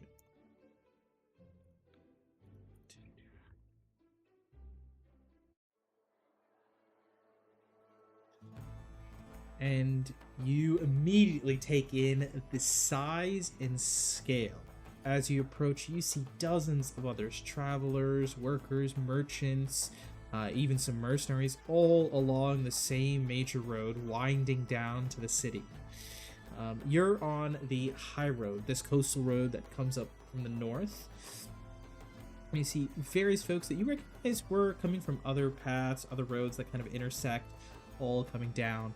And even here from outside, you can see the towering kind of palisades and walls of the city stretching up and around. And even beyond them, the towers of buildings and the rise of the mountains from the hills, from which the castle Waterdeep and other kind of like buildings rest upon. even before entering the city, it is hustling, it is bustling. There are guards strewn all throughout, helping kind of with a take-in of folks coming in. So, checking for items, making sure there's nothing untoward, and all of that going through. And you all, obviously coming in as mercenaries, stating as such, are checked for just any odd magic or any odd artifacts, but for the most part, you're able to kind of share some of the written notes from Sildar, and that's easy enough to get you permission in, especially since you all carry the seals of the Lord's Alliance. And so while others might have far more questions and kind of reviews, you are able to step in, and though Lady Sarah does not have them, you are able to vouch, and all 5 of you are able to step into the bustling city, making your way down, though this northern entrance actually winds you through one of the first wards of the city, which is a lot more downtrodden. Here in the field ward, it is all sorts of kind of like homes and the like that are half built or still in progress. The roads here is still a little bit more like dirt, not quite like anything more built out or constructed. But further on, you get to some of the main walls of the city, and through another check, find yourself in Waterdeep proper. And here, you immediately begin to pick up on the various crowds, the clothing and architecture that seems to meld from one way to another, especially kind of closer to the coastal side. You see all sorts of different styles that seem reminiscent from, Neverwinter all the way to faraway lands. Occasionally you have to step aside on the main roads as these massive carriages holding almost like 24 people kind of plod their way through. A few times the party members are caught unaware, but I believe Kairos and Strike, you might be more familiar, as there's a few markings on the main roads that kind of signal where some of these large kind of public carriages pass through, and so you kind of like help navigate everyone to the side. And even then, it's bustling. There is smells of salt, spice, smoke, and the ever so faint arcane hint or twinge to the air around you. As various folks are out even before reaching the market. Vendors, streetwears, various storefronts with signs. And here, some of the northern districts, it's a little bit more invigorated with the kind of coin and purchases made, and so you see even some signs of magic kind of dancing upon the covers or fronts of certain stores. But you're heading for the Full Cup, and as you make your way through Waterdeep, looking at different references and maps, here is the city. The South Ward is way on the opposite end, and so honestly, the group spends a decent amount of time just kind of on the morning of your arrival trekking through Waterdeep, this massive city and expanse. And at one point, you actually see the main road you're traveling on opens up into the market, which the market alone is the size of some towns or villages that you've like been at or passed through. It's enormous, just kind of, in a way, mess of different stores and vendors and stalls. But as you look closer, you realize there is a pattern to the chaos, kind of like where all the produce, all the food is put in one spot, where restaurants are to one end, but there's arms and wares, and you constantly see a lot of like symbols or almost like notes on various vendors or stores, which, Kairos, you're familiar with, and I think Strike as well, usually references to guilds or companies that these businesses are kind of aligned to or tied to. It's very rare to see somebody out here without some sort of license or some sort of like official demarcation, and then also without some sort of guild like banner or badge. I'll say, as you guys see the market, do you want to stop there to do something, or do you kind of just want to first focus on meeting this contact that Sildar's giving you?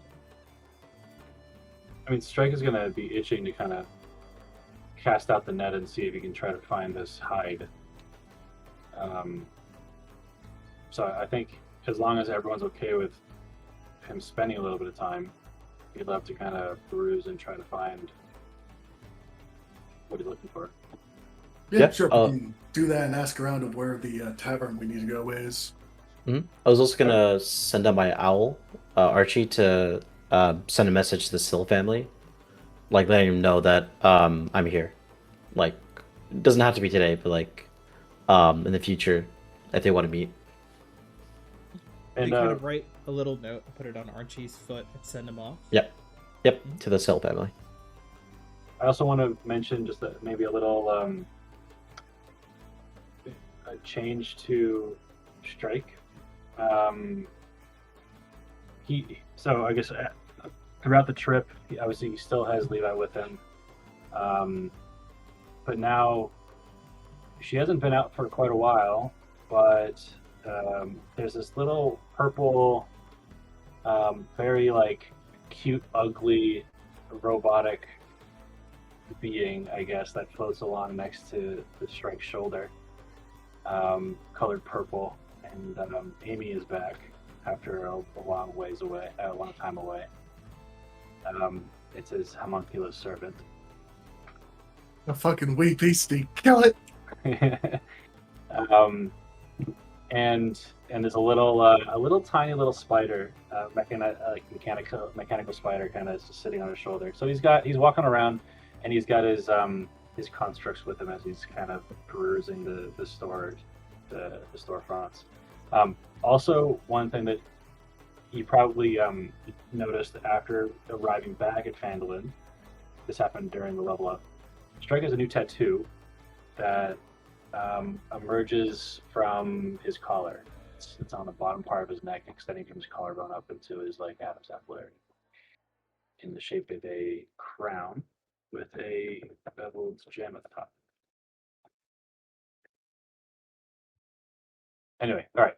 So he's perusing the store, I guess the market, asking around for particular exotic material that he looked for. I'll say Strike. Do you want to make this investigation, persuasion? What kind of check would you like? Because this market is so big that it is like an effort to kind of find like these specific things that you're looking for that aren't just the normal kind of items for sale. I mean, he's definitely not the one to kind of go straight up to the vendor and ask questions. He's definitely the kind that will watch from the walkway and only approach when you see something interesting. So I think investigation is the way to go. Yeah, go for it. Yeah, might as well help him while he's doing that. Can I ask around for fiendish materials and where we could find the tavern we're looking for? Yeah. It was the last cup, right? Last cup, yes. Do you want to make this an advantage on Strike's check, or do you want to also roll maybe persuasion to see what you can find? I mean, he just already rolled, so I'll roll persuasion. Okay. Terrible. So it's this odd feeling, Lady Sarah, that despite being a giant Keltari from the Underdark, most people don't really look at you for longer than like 3 extra seconds. They kind of are just like, The fuck is that? They kind of have that moment, but then they go like, customer. And it's very much the same. And you actually see there are like occasional ingredients or recipes that seem reminiscent to an extent, maybe a little bit more kind of melded, but have things related to the Underdark. So like some fungus-based like noodles and recipe that kind of seems to carry the style of what you've seen in some of the cities below. Or others where the ingredients are like these like rare minerals that come from the Underdark, but used almost as like spice or additional flavorings. So in a way, it's not. It's new and exotic, and even how they use the things that are familiar is different.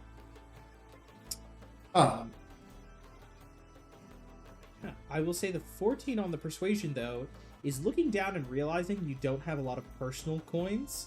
People very quickly go from customer to window shopper, and kind of just move right along and not really engage. Like they're polite, but they're not really gonna spend a whole lot of time helping you out.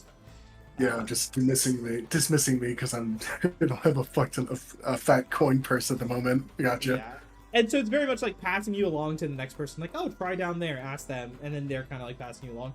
So that's kind of what you're seeing. Shrike, you go more with that investigation. You look at the types of people, right? You're not looking for ordinary denizens of the city. You're looking for where you might see mages, other artificers, like the people who would care about these kind of rare ingredients or materials. And with that, you kind of wait and really sift, waiting closer to some of the center areas and kind of main walkways in the market, trying to find those people who might catch your interest, and then from there follow along, and occasionally asking, but less so going up to a vendor and more so seeing somebody that you think is maybe a mage or an artificer, engaging in like a very quick kind of magical topic of conversation, right? I think in a way it's easier to see somebody that might have those interests and raise a question, and you'll see a mage who, for a moment, some older like mage who thinks you're coming up to ask for like just basic directions, and then when you start asking about these ingredients, their eyebrow raises, asks a few questions back. Oh, somebody purveying in the arcane. You might want to try down there to the southeastern sections of the market. That's usually where materials are kept, whether it be from hunting companies or traders.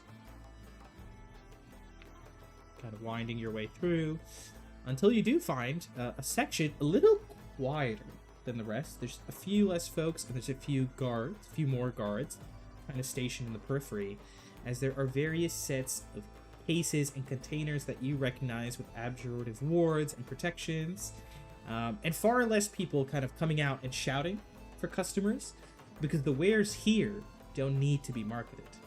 The people who need them will come looking for them. And so you see various containers of beast hearts and scales and wings and feathers and bones and blood vials and all sorts. But you're looking for fiend. And there are moments where you catch like a scale of a fiend, a bit of hide, but very quickly recognize this isn't as potent as you need. You need something more. And I'll say as part of that investigation check, when you ask around, one of the merchants will actually kind of look to you and point down, and you'll see there's a section of the market not in kind of where this harvested materials are, but you see almost like stood up. Like you kind of recognize this is not like a permanent installation. This is almost like something temporary that's been stood up. You see rows of tables at almost like spread out. There are glass cases with items, and it's not all monster parts. It'll be sometimes magic items and a rare monster part, some sort of exotic jewelry, like the kind where it's so valuable it's like a magic item. And you see all these different items laid out. And there, as you investigate with the 27, you do find, behind one of these tall, towering glass cases held up, a set of incredible fiend hide just right there.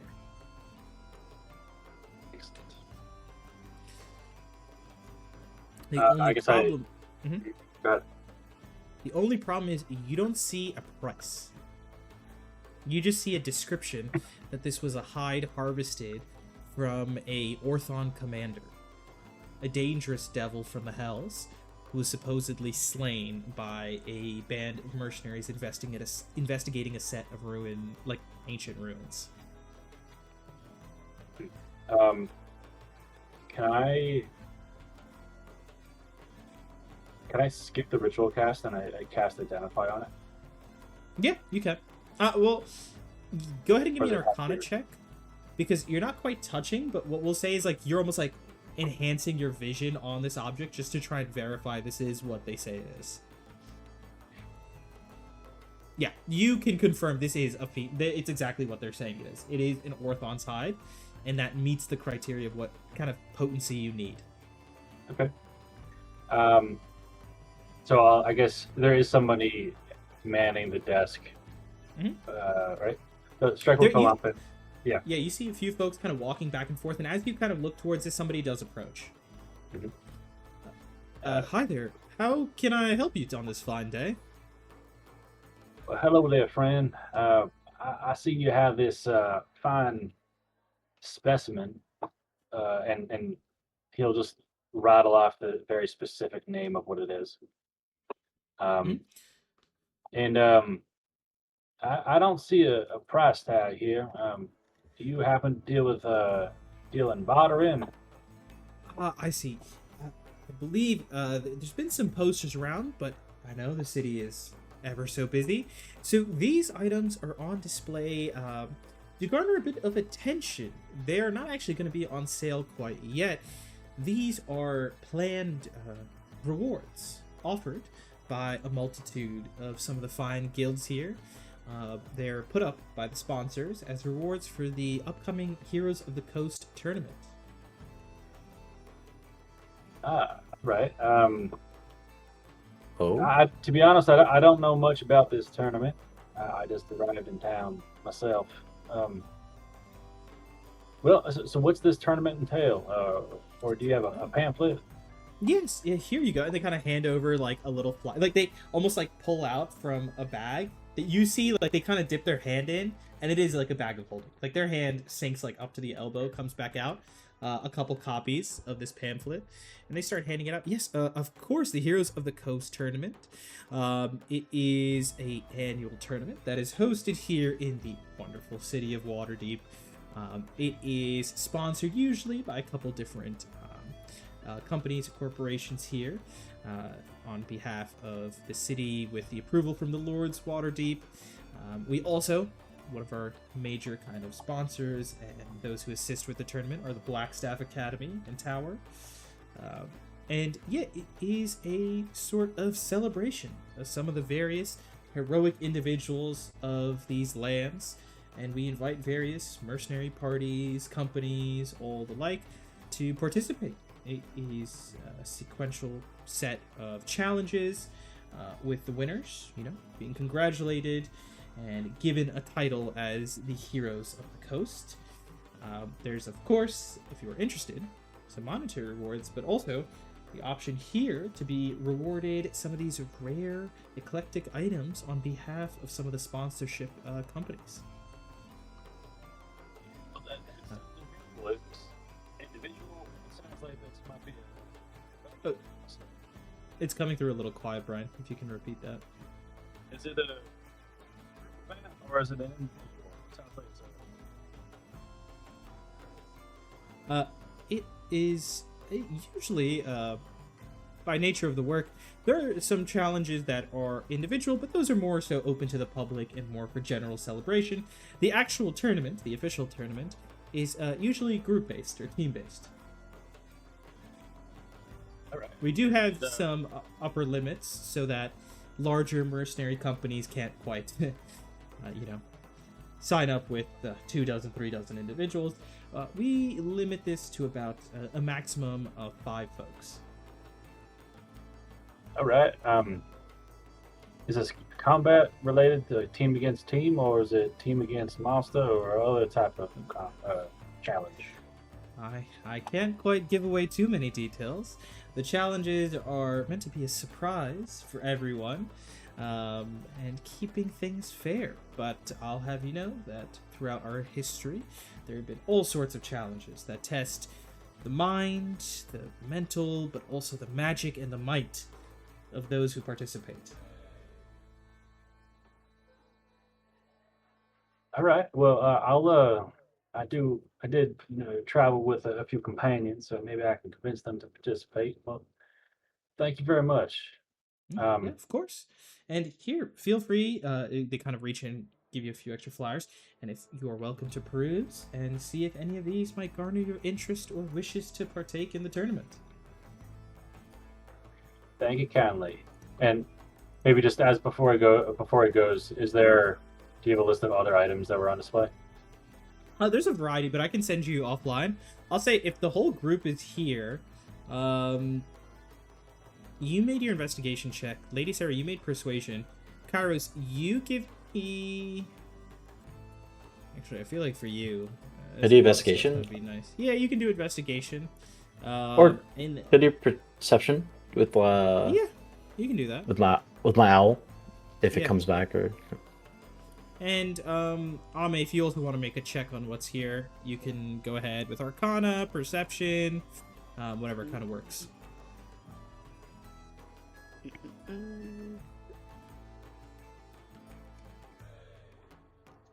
I really like the music.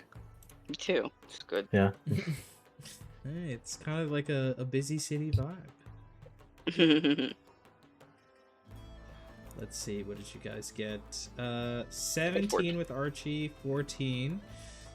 Yeah, there's a couple interesting things.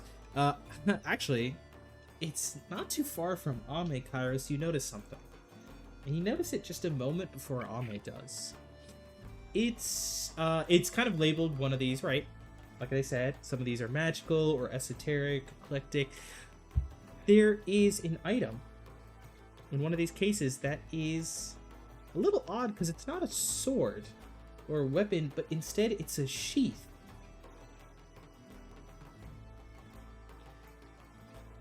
And it's described as being some sort of artifact uncovered from some ruins with various kind of unique essences of celestial and fiendish magic. You kind of recognize it as more so something to study.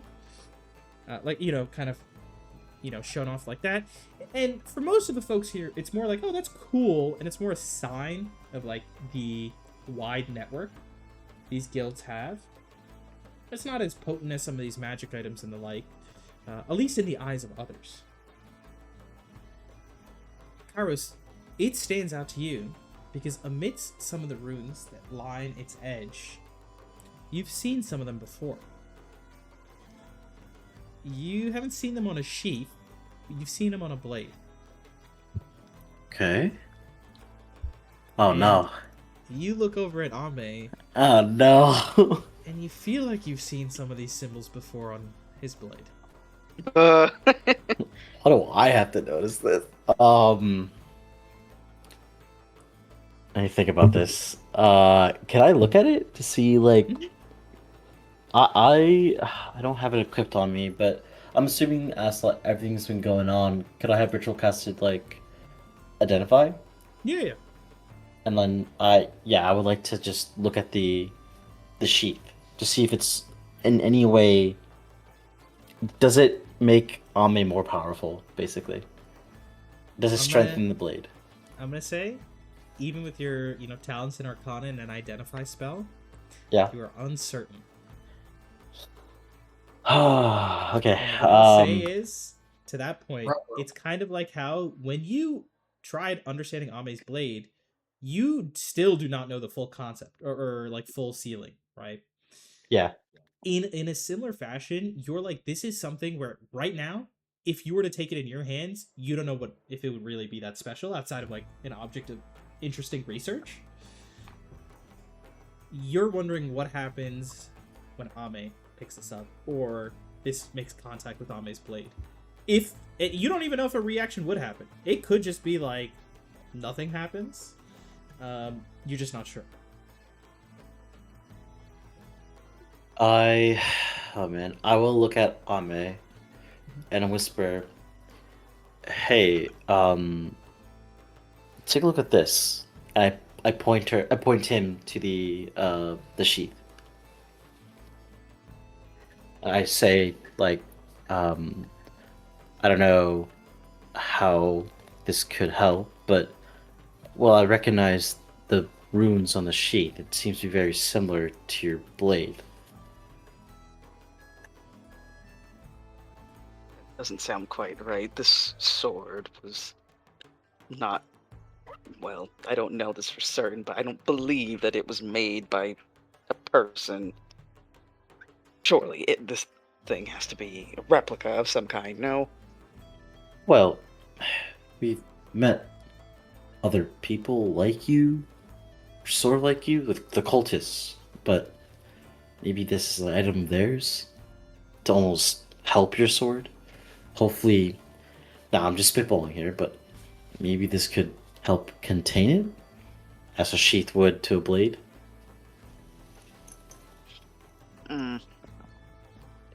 Well, Kairos, I don't know if we even have the gold to pay for it.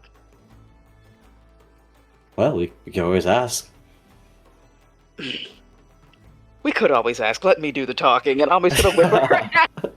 Pretty Just sure that's a part mask. of the whole sponsored prize thing, isn't it? So you are given the same spiel that these items are not quite yet for sale.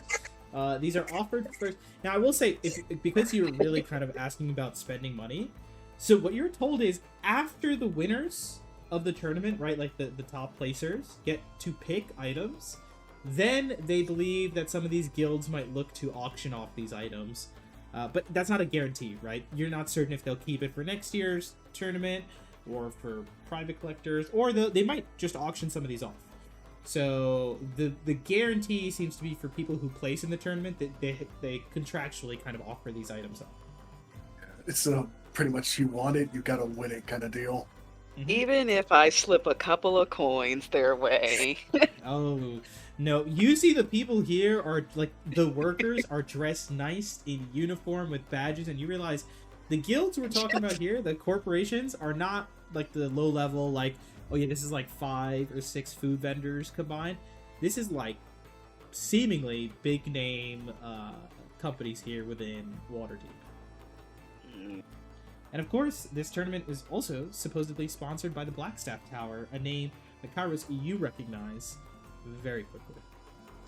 And as you look down at Yeah. the pamphlet, I'm going to make note, you notice as you flip over to the back, right, because they're not talking about any of the specific events, but they do note that there is going to be a performance that is open. They offer independent events that are open to people to, participate in. They don't contribute to you winning the tournament, but they're more for like, it's like for fun, for show, right? So they have some simple stuff, right? Like wrestling or like performances or like these smaller competitions.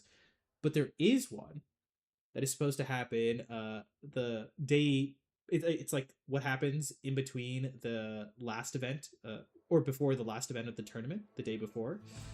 It is going to be a set of duels between famous mages here in the Swords Coast. Including apprentices of the Blackstaff Tower and of many other notable towers, including your very own order. Are you saying what I think you're saying? That I could possibly duel the others in this tournament? You can certainly duel. I don't think you'll win, but you can certainly duel. And there is an interesting note that says that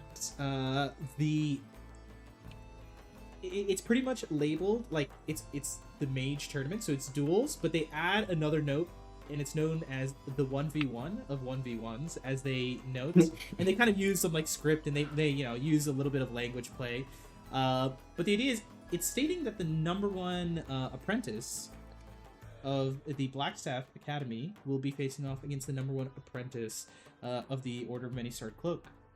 What?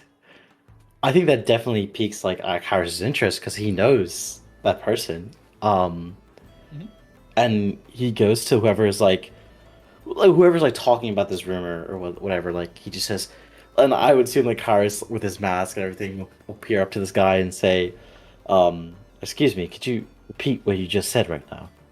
Oh yes.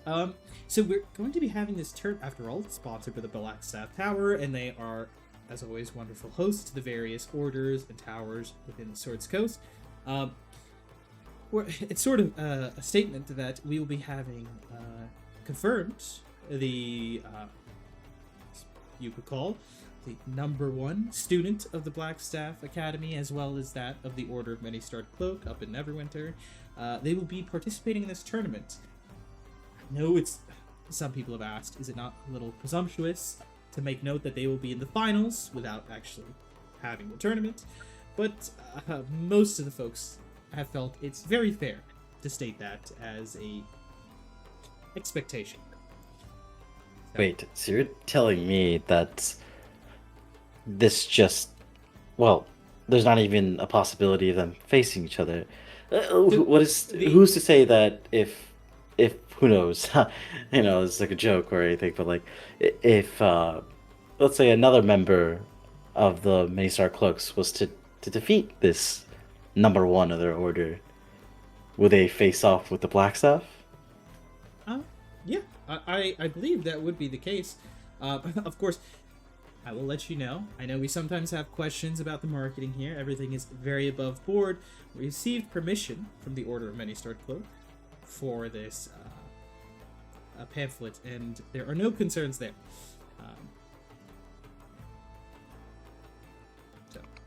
They effectively signed off on writing that this individual would be guaranteed to reach the finals.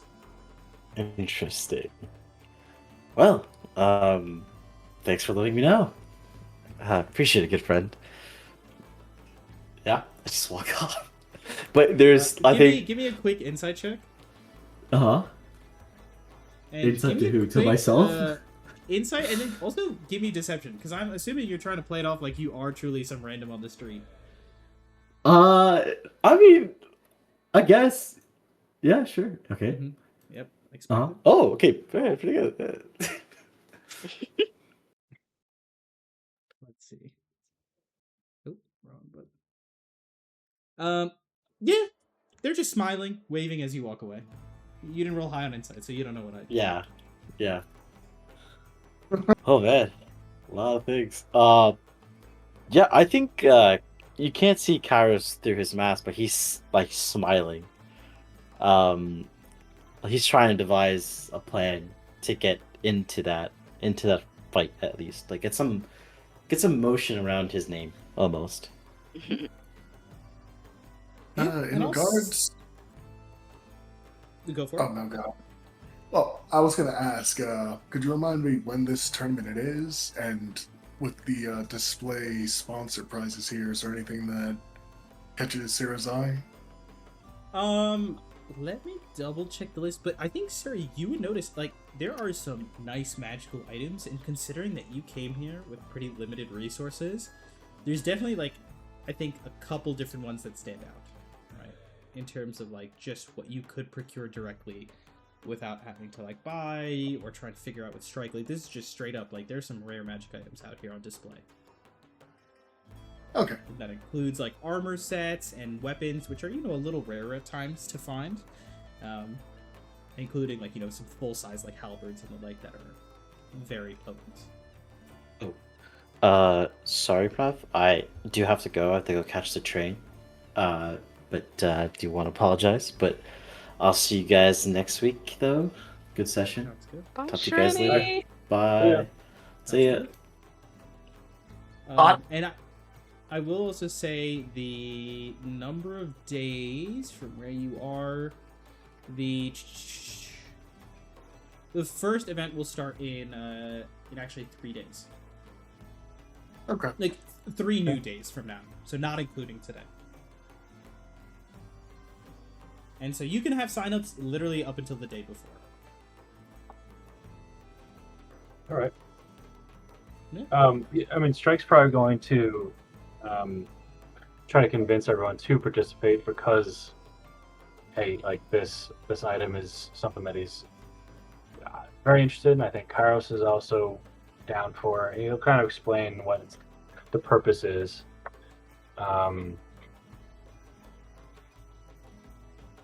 he's probably going to blab about it to all of his friends, but yeah, this is something that he believes is a breakthrough and can help get the Forge of Spells back up and running and get Beta back up and walking around again.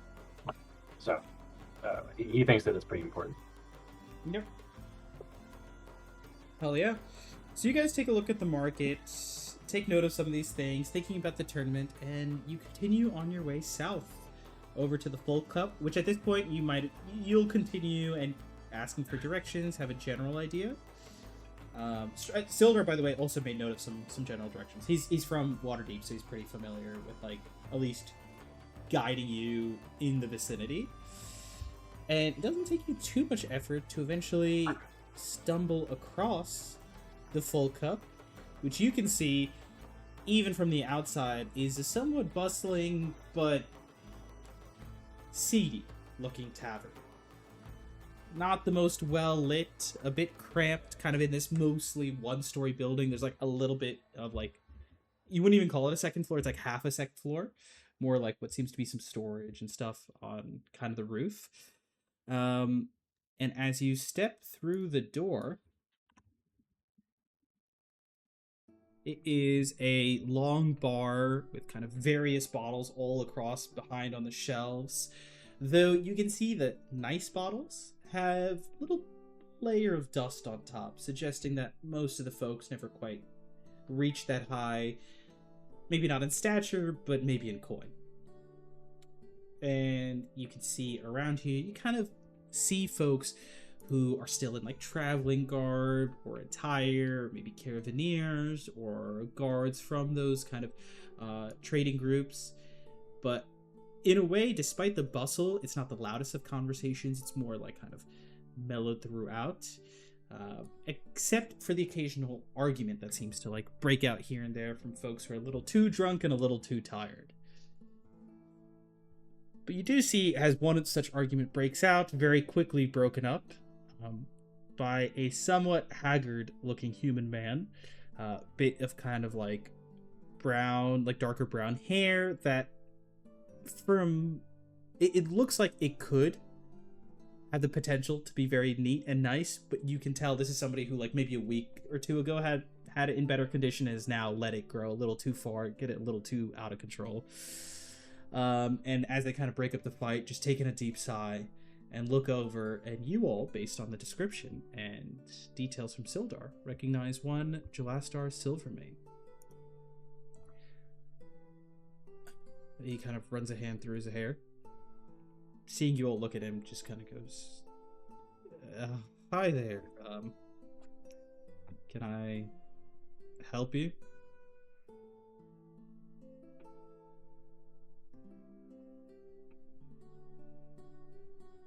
It's our contact for the Griffin, right? Mm-hmm. Yeah. All right, that's not Strike. To Strike, you kind of wait and turn to the others. Oh. Turns to the others. Nixia turns to the others, and then we just have Sarah just towering, and then Ame as well as as it stands, the two most charismatic folks in the party. Yeah. If you don't want to take care of it. You got this. Yeah, I suppose Sarah will speak up. I presume you have a rough estimate of why we sought you out from the message Sildar sent you, correct? Huh. Yeah.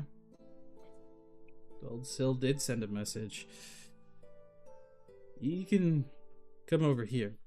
Might not want to chat right here. And he's kind of like motioning as there's a bunch of drunk folks who he's broken up the fight but are still like mean mugging each other, and he just kind of goes like, waves his hand and says, yeah, enough of that. And then kind of just gives a tired sigh and leads you all further down and kind of into a side booth as he leans back. Oh, he started playing the next song. As he leads you all back and just kind of looks over, you'd think after being made like captain, so would have better uses for me rather than being a messenger boy, but hey, gotta work with the cards you're dealt. You all are his friends from Phandelver, right? For most of us here, yes. And it seems like you all are trying to get into a bit of trouble. More so that trouble is the only viable path to discover what we seek. And you kind of see a look on Jalaster's face like he's going to give some sort of disclaimer warning, and he just kind of sighs and says, damn if I know that's how it is sometimes.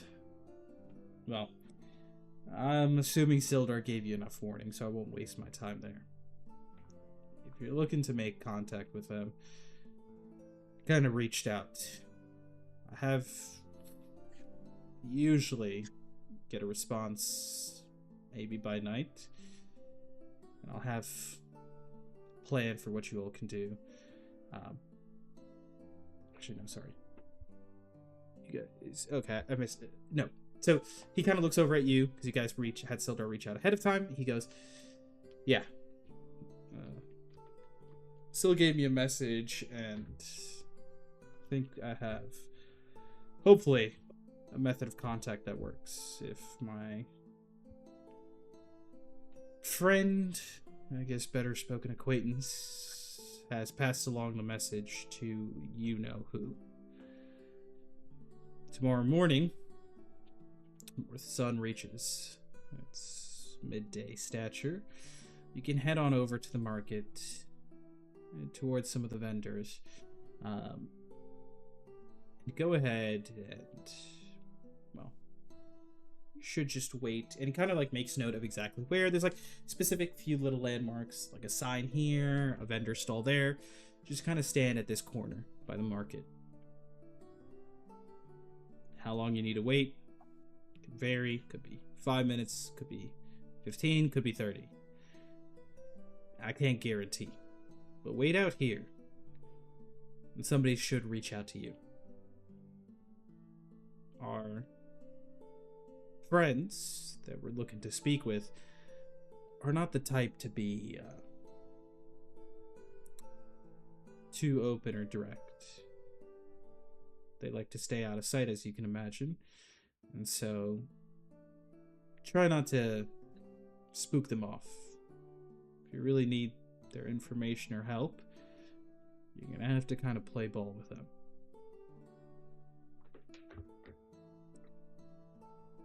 I'm assuming I don't really want to know what you all are looking for from them. Bet it's above my pay grade, but whatever it is you do need, don't expect it to come for free. They drive a hard bargain, so they'll try and get something out of you. Just the way the business works. Of course, we came into this with expectations similar to what you describe. Yeah. Well, that's all the warnings and help I can give. Whatever conversation you have with them, it's going to be up to you all. I'm not going to pry in your business. And hopefully you don't wrangle me into yours. No offense. If you do need any of the Alliance's help on something official, you can reach out to me, but with these folks, I try to keep that a bit more discreet. We understand you perfectly.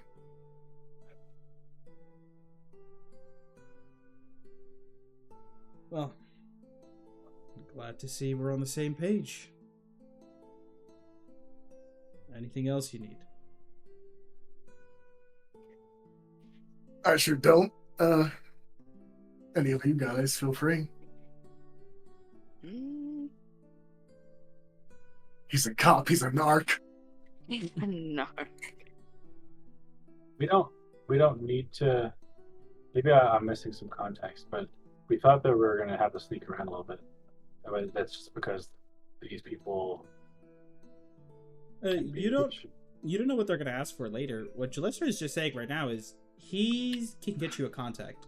He's given directions. It's like you need to go to a corner in the market between two specific vendors by one of the street signs. And you're gonna go ahead and wait for about 15 minutes, and you should receive some sort of message from the eyes on the sign. It's pretty much he set this up and now he wants no further part in it. Yeah.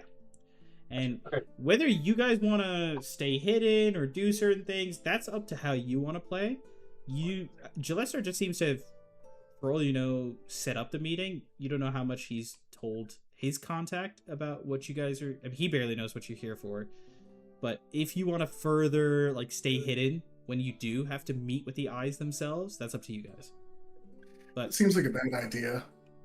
yeah, Jalester is just telling you, like, hey, Sildar told me what you were looking for. I set up the meeting.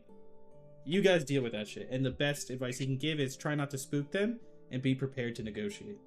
Because it's not for free.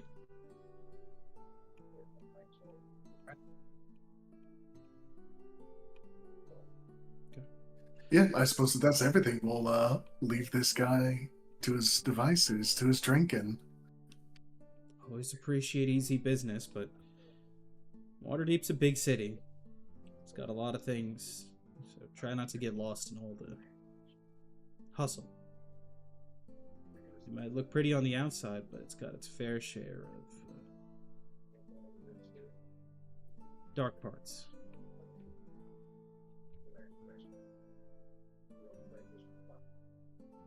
Yeah, I suppose we'll thank him for his time and his work and skedaddle. Yep, and you just see he kind of goes back to keeping an eye on the bar, with like a half glass by his side. So, you're given some details on how to kind of have this meeting. As you go back through the city, you can find tavern and inn easy enough here in town if you just want to like kind of settle in for the rest of the day and wait for this meeting in the morning.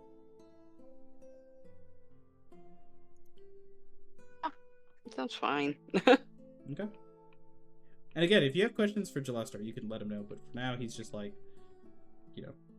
go there, they'll reach out. And you get the idea that it's a syndicate. They're not really out here to be like, hey, here's my home address, please come here and let's have some tea and chat. Yes, here's my criminal house where I do criminal things. I would love that. That'd be nice. But yeah. If we're just killing time, Strike would probably go wander the market again, looking for uncommon major items to, I guess, understand what he can do as far as replicating things. But there's got to be a treasure trove of interesting things here.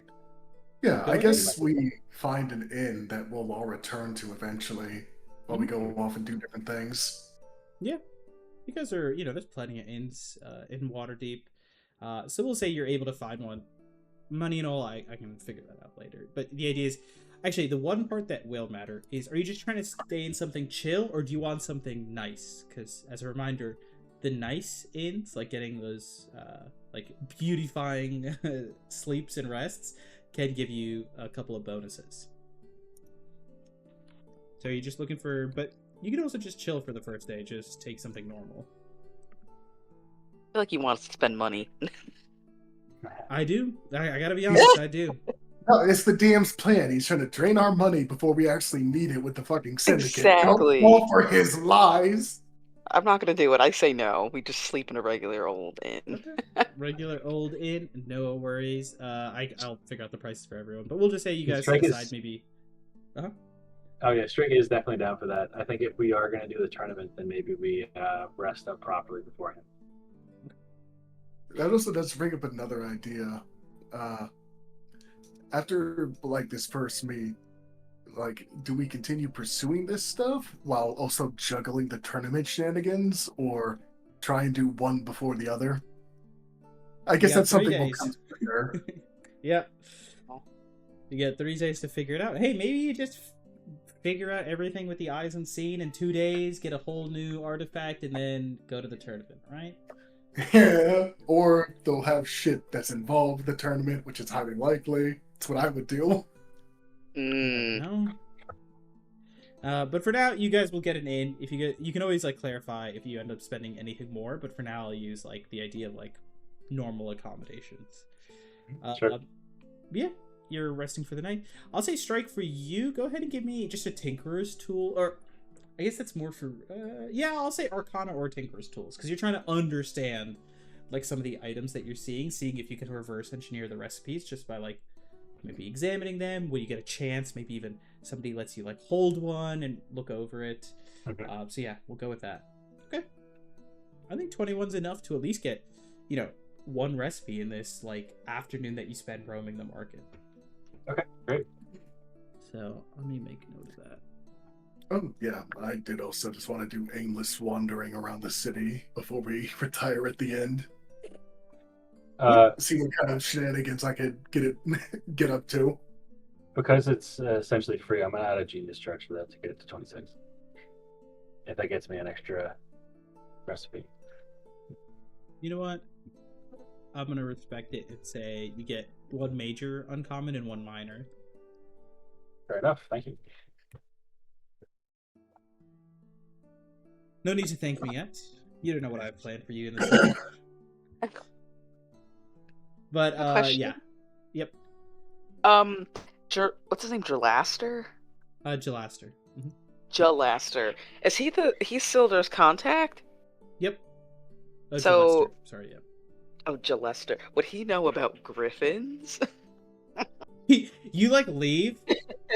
30 minutes later, you come back into the bar, and he's just like, Literally. sorry.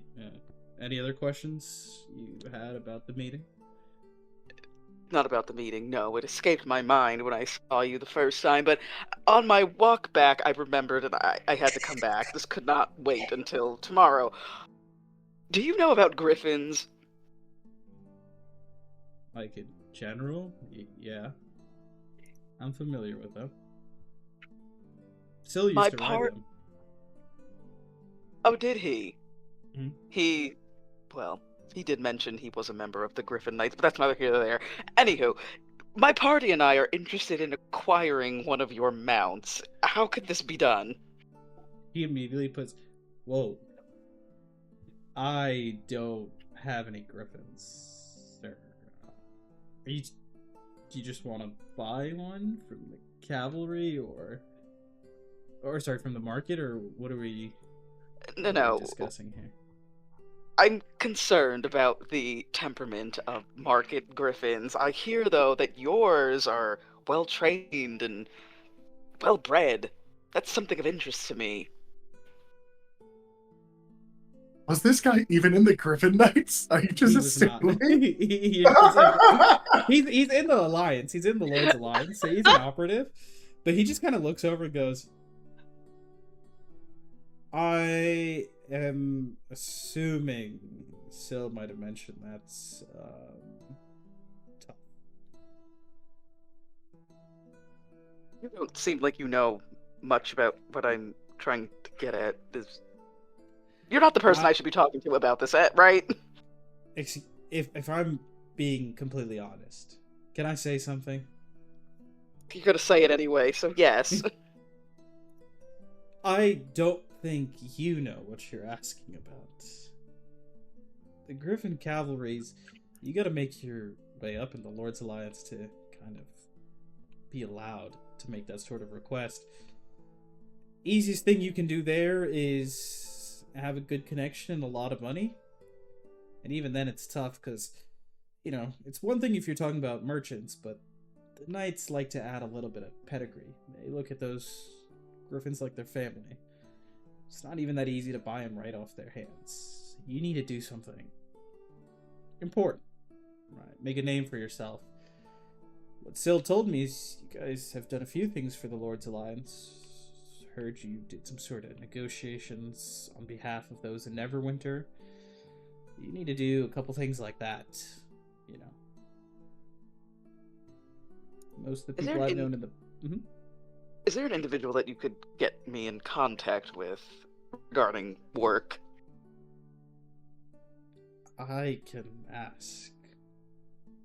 I do have to say. I'll ask. Sil told me you all run things back at Phandelver. If you got the money, it might just be easier to buy a mount that you prefer. And they got quite a few in the market if you want to find something that works for you.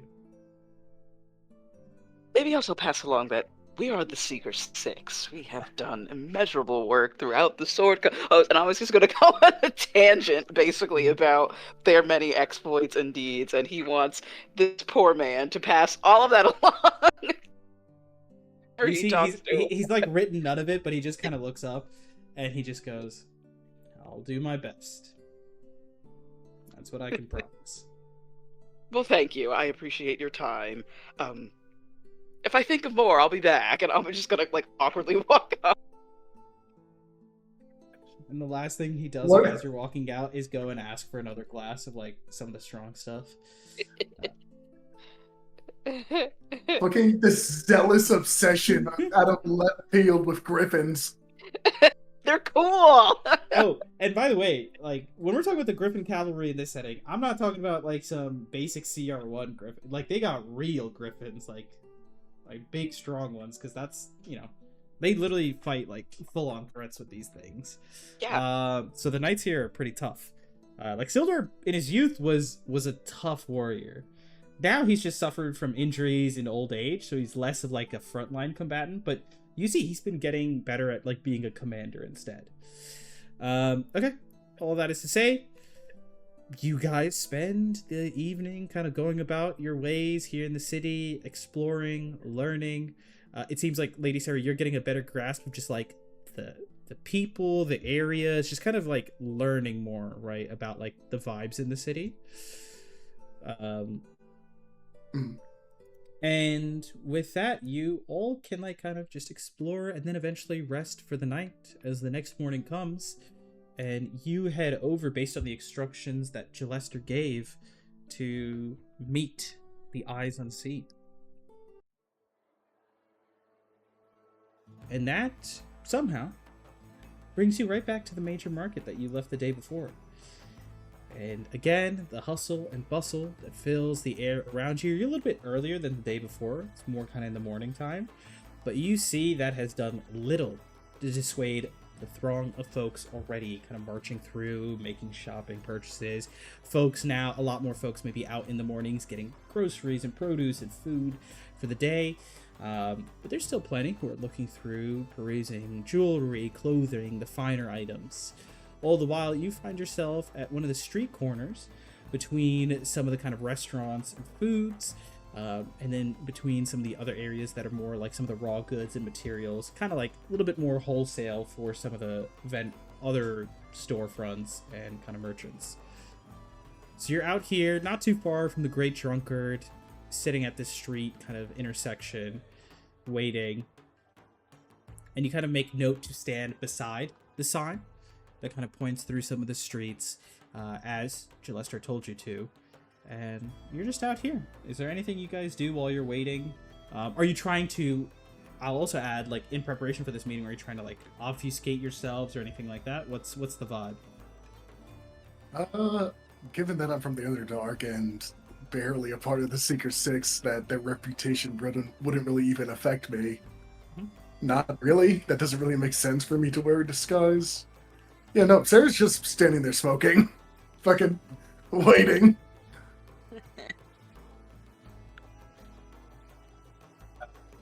I mean, do we feel like we need to? I guess what's the idea? I mean, do we feel like we need to disguise ourselves in order to do this? Are you asking us, Brian, or Yeah. PK? Well, yeah. I guess us. Yeah.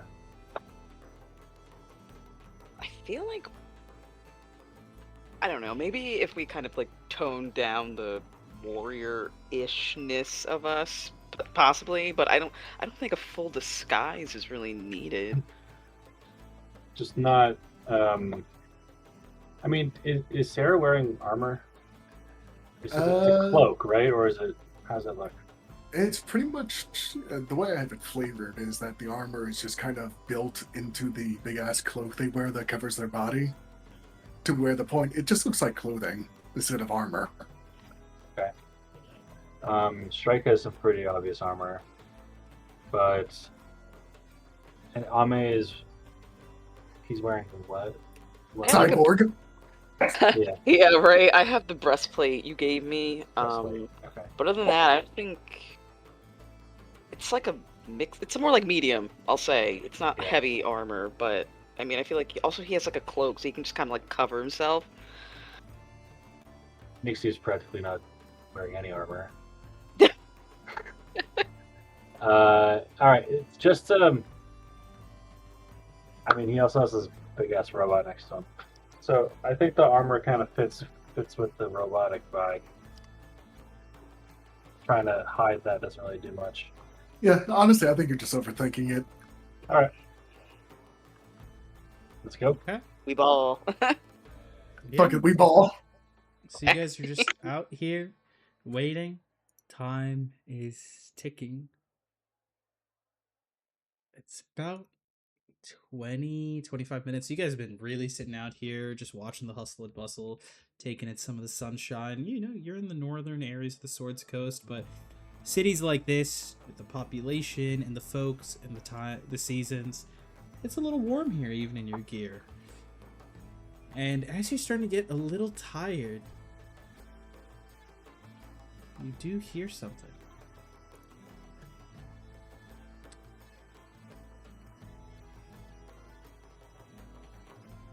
I've heard you all were looking for us. How may I help? And a voice creeps into the mind, as I am going to go ahead and roll a dice for this. Okay. Ahmed, you hear that voice in your head. Oh no.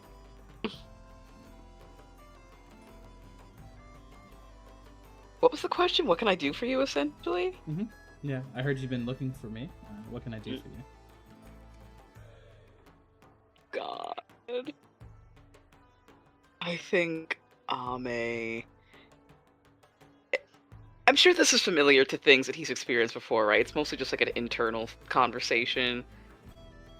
Yes, it is a message in your mind. What's it you sound hear- like? It just sounds like somebody's voice, but like in your head, but you know your ears didn't pick it up.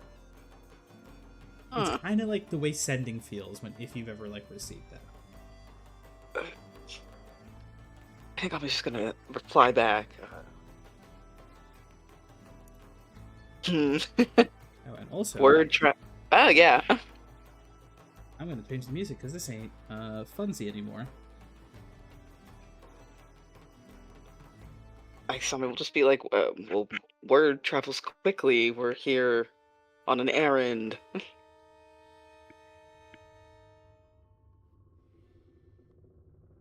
While you find out. If it comes into play, Strike will probably be keeping the base level detect thoughts on, just to see if he sees any type of connection with the group. That's it. Nothing being picked up on the detect thoughts, but yeah, the voice almost feels like it chuckles in your mind. Indeed. A far travel, but I suppose those who know us always have questions to ask. And again, I ask, what do you seek from us? Above table teammates, how do you think I should approach this? Do you think I Above should? table, I suppose you should say that we are seeking information that we believe your organization could lead us to. That we would like to establish a working connection. That we understand that, information and business isn't free, and that we're willing to pay for such things, either with gold or favors. That's at least a good foot in the door, in my opinion. Okay. I like that. I guess so. I'm just gonna try to not give too much information, but also just be like, hey, I'm open to cooperating. Here's what I can offer you if you can give me what I'm looking for, which is information. Hopefully.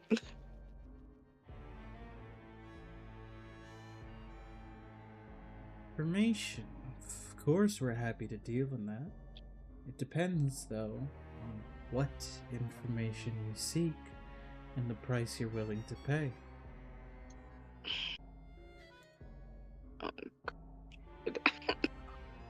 Why me? If you would like some help from the corner over here, Yeah, I'm gonna try to tag in Sarah. well, over the table, because you're having a private one-on-one. Wish I could tag in Sarah. I think Ame is just awkwardly looking at Sarah like something weird is going on. Yeah, honestly, go ahead and just give me a persuasion check. I low key, I want to see how this feels. Me? Yeah, you could roll a persuasion check as I'll You can stare the eye like. you're just looking so much. You hear the voice go, and again, would this conversation be better held with your compatriots? Ame's like, I'm not really much of a talker, but the woman next to me, and he's gonna just sort of awkwardly motion to Sarah. Wait, sorry. The tall one with the bug features, or the blue one? Which one? Which one are you? Talking about Sarah, yes, the bug. Okay. So you I see the don't think voice he kind of wants like to call pause. her a bug, but he's trying to be Okay. respectful. Okay. Yes, I see. Yes, of course. I will be speaking soon. And there's like a solid 5 to 10 second pause, Click. and then Sarah, in your head, you hear, "I see you've been asking around for us, looking for information. What information would that be?" The sensitive kind. One that we don't feel exactly comfortable with sharing with the first voice we hear. How many voices would it take for you to be comfortable? 1, then another voice. 2, another voice. 3, another voice. Or 4. Oh, I see. This is a collect call of sorts then. And then back to the original voice, you do hear them go, "Oh, of course, like you said. There's sensitive information, and as those who deal in such topics, we're also quite careful and discreet."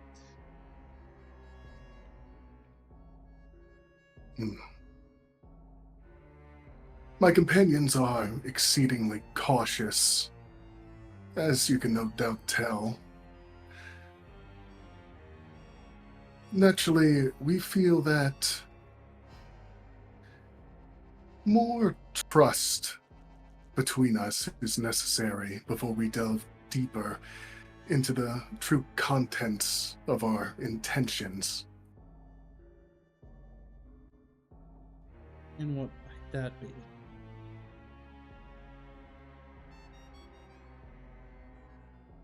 Perhaps meeting a representative in person, or perhaps simply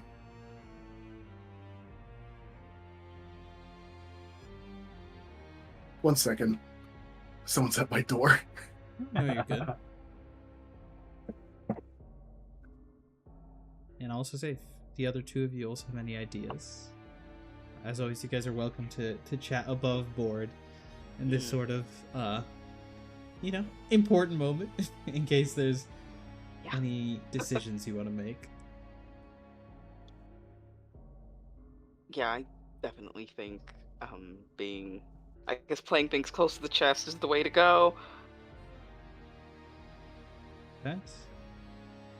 I don't know, I feel like we need to establish more of like not a personal, but just like get eyes on the thing that we're talking to, just so that there's no like miscommunication. Like it sees us, we see it. I think you're pretty confident they see you. No. Yeah, but I mean like mutual seeing. We need to see each other. That might be the hard part with the eyes unseen. Mm. And Strike is kind of out of it. He's definitely here to help the party, but he hasn't had a need to work with the criminal side of the coast or even the continent very much. So yeah, I don't think he has much to offer aside from his utility. Yeah, but where did I leave off? You're asking to see them, right? Oh yeah, specifically a meeting with a representative that they choose. And I suppose Sarah would continue with. And while I know such a request is most likely not going to be met, it is something we insist on. After all, given your reputation, you are indeed very versatile in your workings, but so too is the danger it represents to us. After all, we could seek information, you could give us false leads, lies, or even bring unfavorable elements into play. Perhaps we can start off with something smaller before we get into the real meat of things. As a way to test the waters.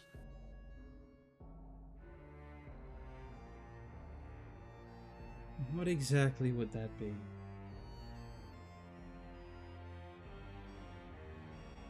Well, one of my companions here has recently grown a exceedingly intense interest in obtaining a griffin. Perhaps you could point us in a way to gather something of that sort for them. And naturally, you would be paid, or be it gold or a favor in turn. And we can just see, as I said, test the waters, see how we dance with one another, establish the first budding rapport.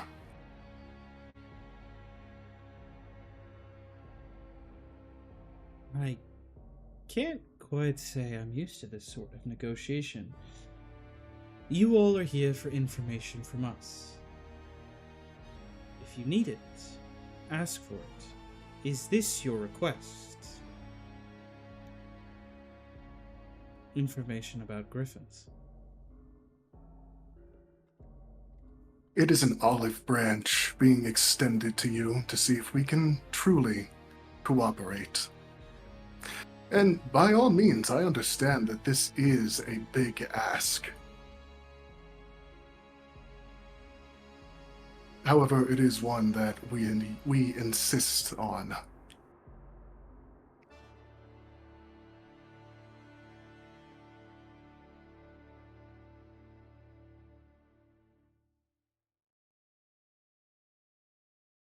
I think we can offer you this information, but this is a negotiation, a business dealing. Olive branches are peace between enemies. We are just ships passing by in the sea. If it's information you want about griffins, I can provide that.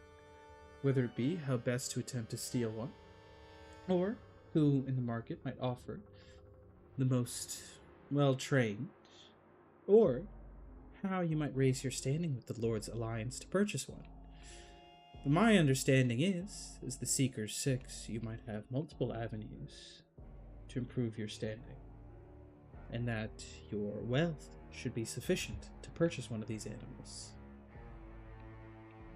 So, I would recommend for your sake, you focus on the topic you have real interest about.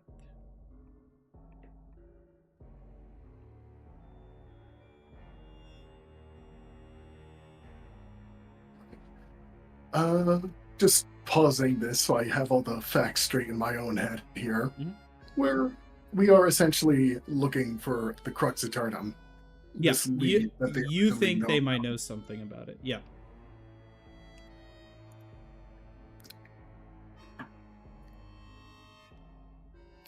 Yeah. I imagine in person, kind of, Sarah would take a puff of their pipe and cross their leg as they mentally reply. All right, then. We shall delve into it without building that rapport. Me and my fellows are searching for something called the Crux Eternum. We have reason to believe that your organization has information regarding it.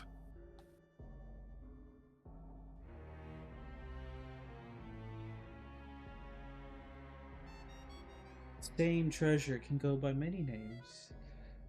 Would you happen to have a description of this crux that might make our lives a little bit easier to ascertain if we do know what you speak of?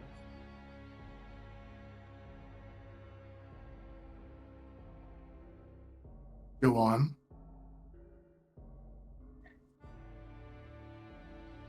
Would this happen to be an artifact of Nethril? It would.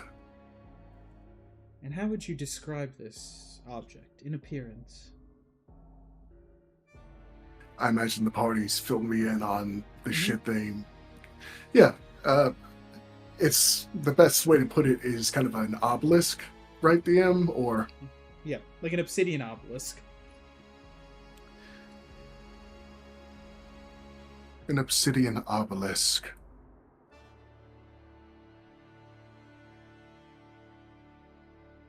We do have information about this object. In fact, we have information about its whereabouts up until 2 days ago.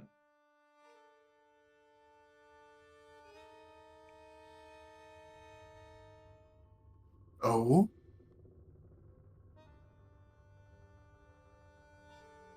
Well, that's the offer. Now we have to talk about the price. How much it would cost you for information about one of the rarest artifacts of the most powerful empire.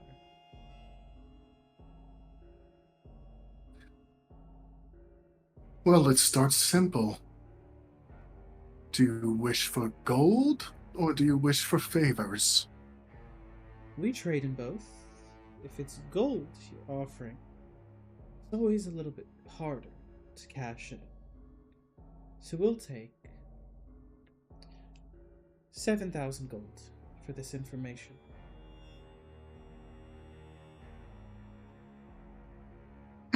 Does the party have that much? Yikes. Just over the table. We've How much got do we have? we've got like 3. Wait, if that's up to date. It might not be fully up to date. You guys, like, I think might have technically enough, but that would literally drain, like, All of our money. yeah, like 80 or 90% of your bank account. Hmm. And also, as I remind you, this is a negotiation. That's the first number you heard. I know. Yeah. I'm just seeing how we're doing it. Just so we have roughly 3,000 to work with. Well, 8,000. It's closer to 8,000. okay. Oh, but still. Oh, so 8,000 to work with, but we don't want to. That's all the money. All I the will money. say, they said they trade in favors and gold. They're just telling I you know. if you want to pay gold, this is the first price, just to make sure.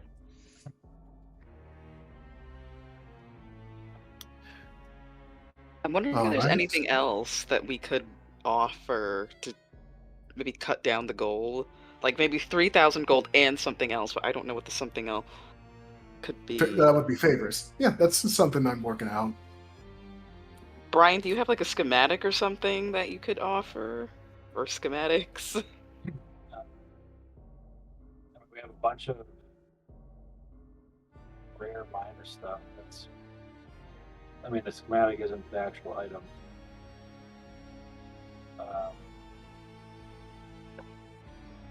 Let's see.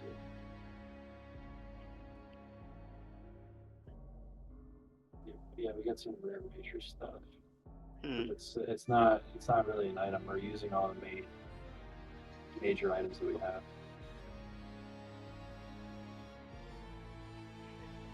Plus, I don't really think they would go for schematics. I imagine it would be something more tangible that they'd use in the immediate. I mean, the value of a rare major is on the order of like, 3,000 maybe, without having any type of components or anything. So maybe 2,000. That's rare major, and we don't have a whole lot of those. Okay, so do you want me to bring up your magic item schematics as a bargaining thing?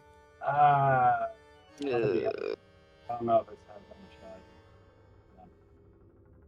I think Uh, Well, favor they is seem to probably the be most. very information focused, and schematics that they could use and replicate sound like a good Okay, thing. well, I guess hey, I mean, he's not.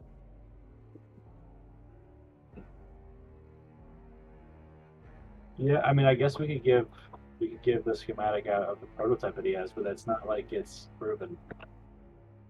I mean, that could be potentially very valuable. Yeah.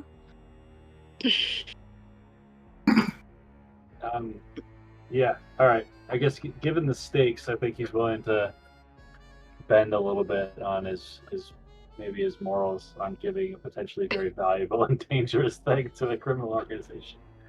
Well, you have a bunch of different schematics, right? For a bunch of different things. Do you? Yeah, but this is probably the most interesting one that would probably garner the most value. For the prototype. I imagine you would have told Sarah some of this during the weeks hanging about. What exactly is it, so I know what I'm trying to offer them? So based on the constructs that we took out of the city, Strike did a bunch of research and determined a way of making a replacement to the obsidian shard that was powering Veda and Forge. So essentially, he's kind of arcana teching, magic teching a battery to power these very powerful items. So it's essentially, I mean, he kind of already had his own version of a battery. This is, I think, like a much higher version of it. So essentially, you're offering the schematic for an arcane battery that's pretty powerful. Yep. That's based on ethanol tech. Okay. Yeah, I suppose Sarah will respond. 7,000 is certainly something we could pay, but it would be pretty hefty on this company's purse. Would your organization be interested in schematics? We do have an accomplished artificer in our group, one who has vast experience with Nephril and its artifacts. From his research, he has developed a schematic, an arcane battery based on their technology that he would be willing to put up for negotiation. We do have interest in information, not just gold and favors. And the work of Mr. Strike has garnered our attention. We would be willing to trade in his schematics.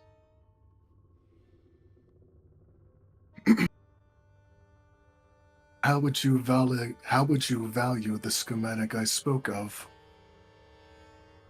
Why don't we say 5,000 gold and the schematic of the prototype?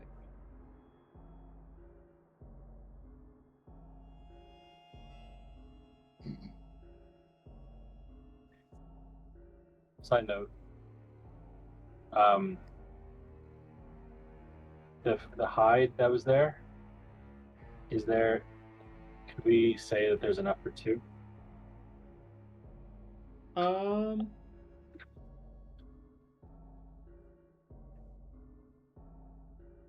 There might be.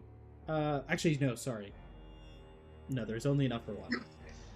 That is a specific note I do have. Okay, so they're valuing that at 2,000, essentially. And we have 8,000 to work with, so 5,000 in the schematics now. I think a favor is fairly valuable. I mean, think about how much we'd get in gold for doing some type of job. We'd probably get, I don't know, 500 each at least. So. Okay, so you want to throw a favor in there and reduce the price? I mean, we could probably even just give the schematic and a favor. Be nice. Okay, Favor. so you don't want to pay money at all. Okay. We're cheap. Well, I mean, it's the thing is, a favor. I'm not sure whether they're going to determine what this is right now or not, but a favor could be very valuable, especially as our strength increases. If they want to cash in now, that's one thing. If they want to wait 6 months from now, that's another thing. Okay. I'm just above the table question. Is the Seeker 6 worth having a 5,000 gold favor from? In terms of your... depends on the favor. Okay, yeah. Sarah will throw that in. I mean, I think maybe this is where the 8,000 comes from. How much do we get for the attack on the city? That was like 1,000 each. For Yithrin? Yeah. You guys got 5k in total. Like, the group just got paid out 5k. Because it was effectively marked as 1k per person, but towards the group. So 5k. Yeah, okay. And that was quite a long expedition.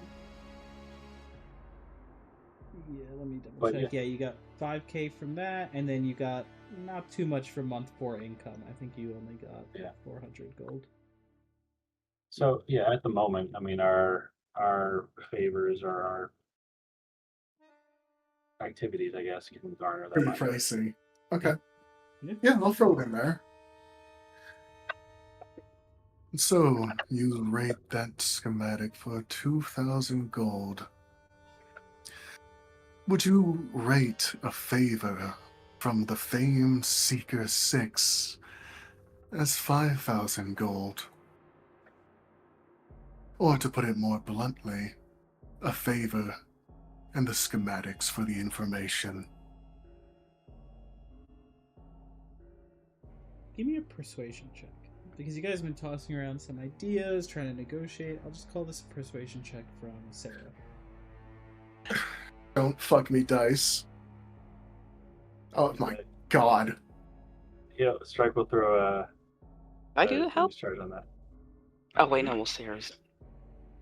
I'll say, Ame, how would you like to try to help? Because it is a conversation in mind. But what do you want to do? Is Sarah? Well, I don't know, because she's wearing like helmet or something, right? Like her. That's not I don't know. That's my fucking head. I mean, it's like if Sarah's like having these expressions on her face, I think Ame's like trying to just infer the direction of the conversation, like pantomiming things to her, like try to go this way, or I don't know, do this instead, say that, or like when someone's like coaching you, essentially, he's trying to like coach her. Strike's angle on that for the charge would be assuming that there was some type of discussion about what we could negotiate, and that's where that type of insight would get added to. Okay. I think the genius charge is straightforward enough. That'll bring it up to 16. I fucking hate my low rolls. Oh yeah, for sure. I'm fucking good at this. I have a +9, but no, like the roll fucking shit. I will say, Ame, unfortunately, to your point, you now know there, or I guess Sarah knows this. There's like 4 people watching, at least 4 people watching you. So you're just kind of making motions, and somewhere unseen to you, somebody is turning over and being like, "I have no idea what he's doing. Make sure you get interpretive dance." Out of this." Yeah, it's just you doing interpretive dance, and they're like, "Don't fuck up this negotiation" to the guy that's talking. Damn it! And the voice whispers back, "Favor can be worth quite a bit. We'll take the prototype, a favor, and 1,500 gold."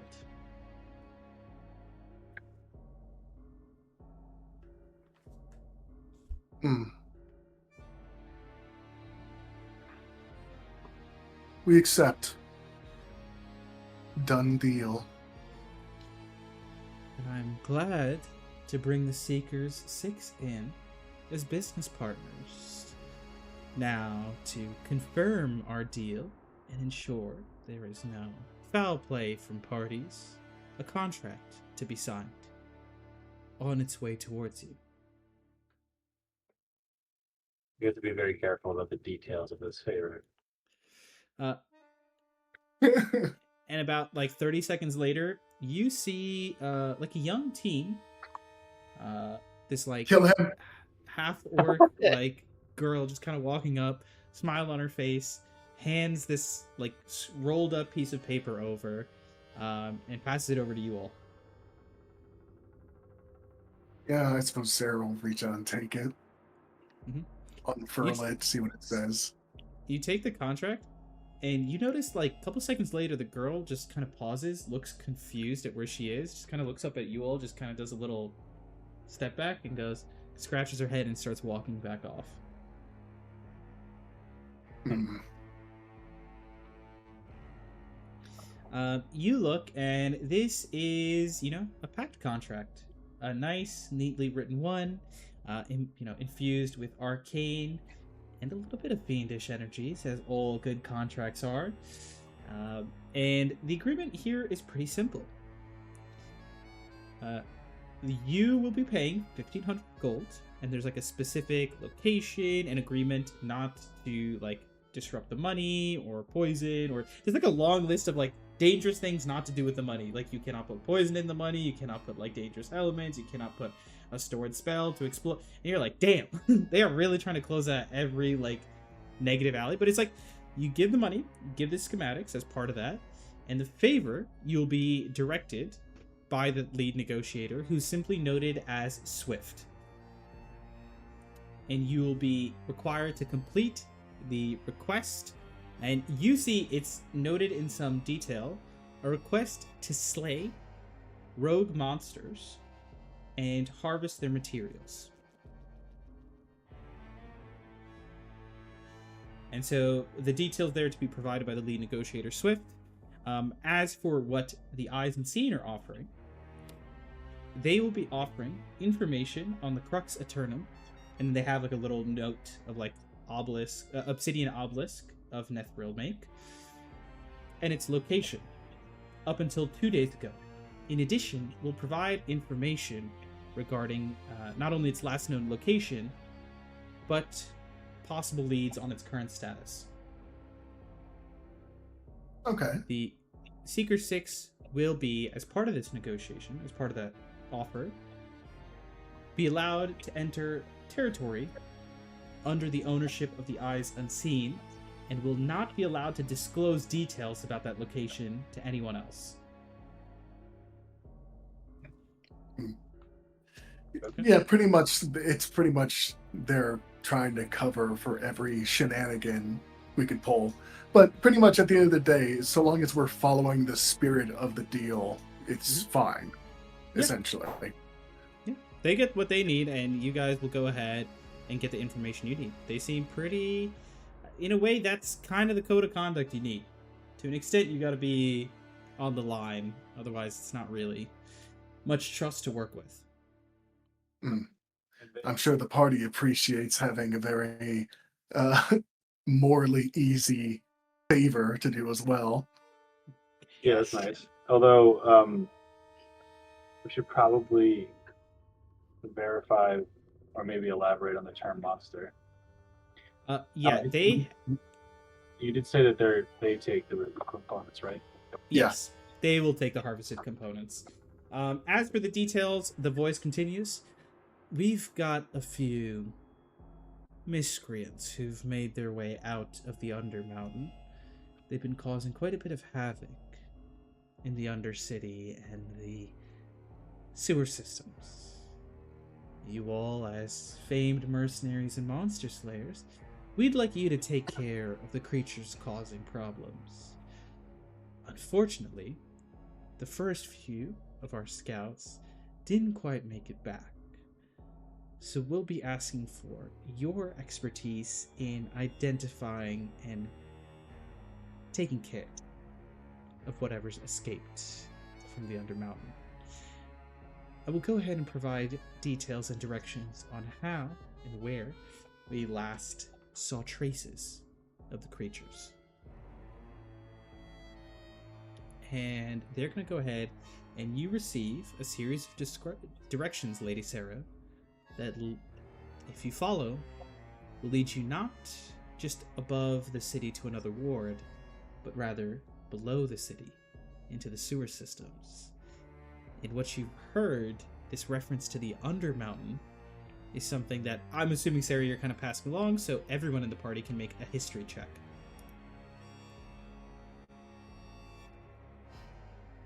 Oh my gosh. I've been rolling like shit. Apparently, I only crit when I'm kicking Ame's ass, apparently. Facts. The Undermountain is a massive structure located technically beneath the city. It was once a natural magical formation created by the weave in some of the geographical features, but some time ago was taken over by a powerful rogue mage and turned into one of the truest and greatest dungeons in all of Favor. It is a massive, multi-leveled, ever-changing sort of chaotic spawn beneath the city that, though highly dangerous, is also for the most part contained due to some of those magics and restrictions. But ever so often, some of the dangerous creatures from that kind of underground dungeon can, through cracks or breaks, get out into the city. Now, when that happens on the city main level, that is usually immediately kind of called into like the city guard or any military forces to try and deal with, and it's also rare.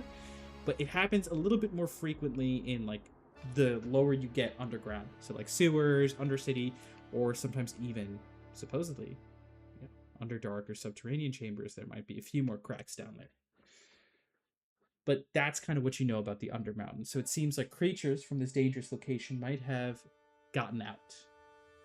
And you're given some directions through the sewers and told to deal with them. And as you receive those instructions, you also think in the back of your mind, there's supposedly a tournament, 2.5 more days you've got until the signups are closed? You don't have a lot of time as you start winding your way to some of the grates that help access the sewers.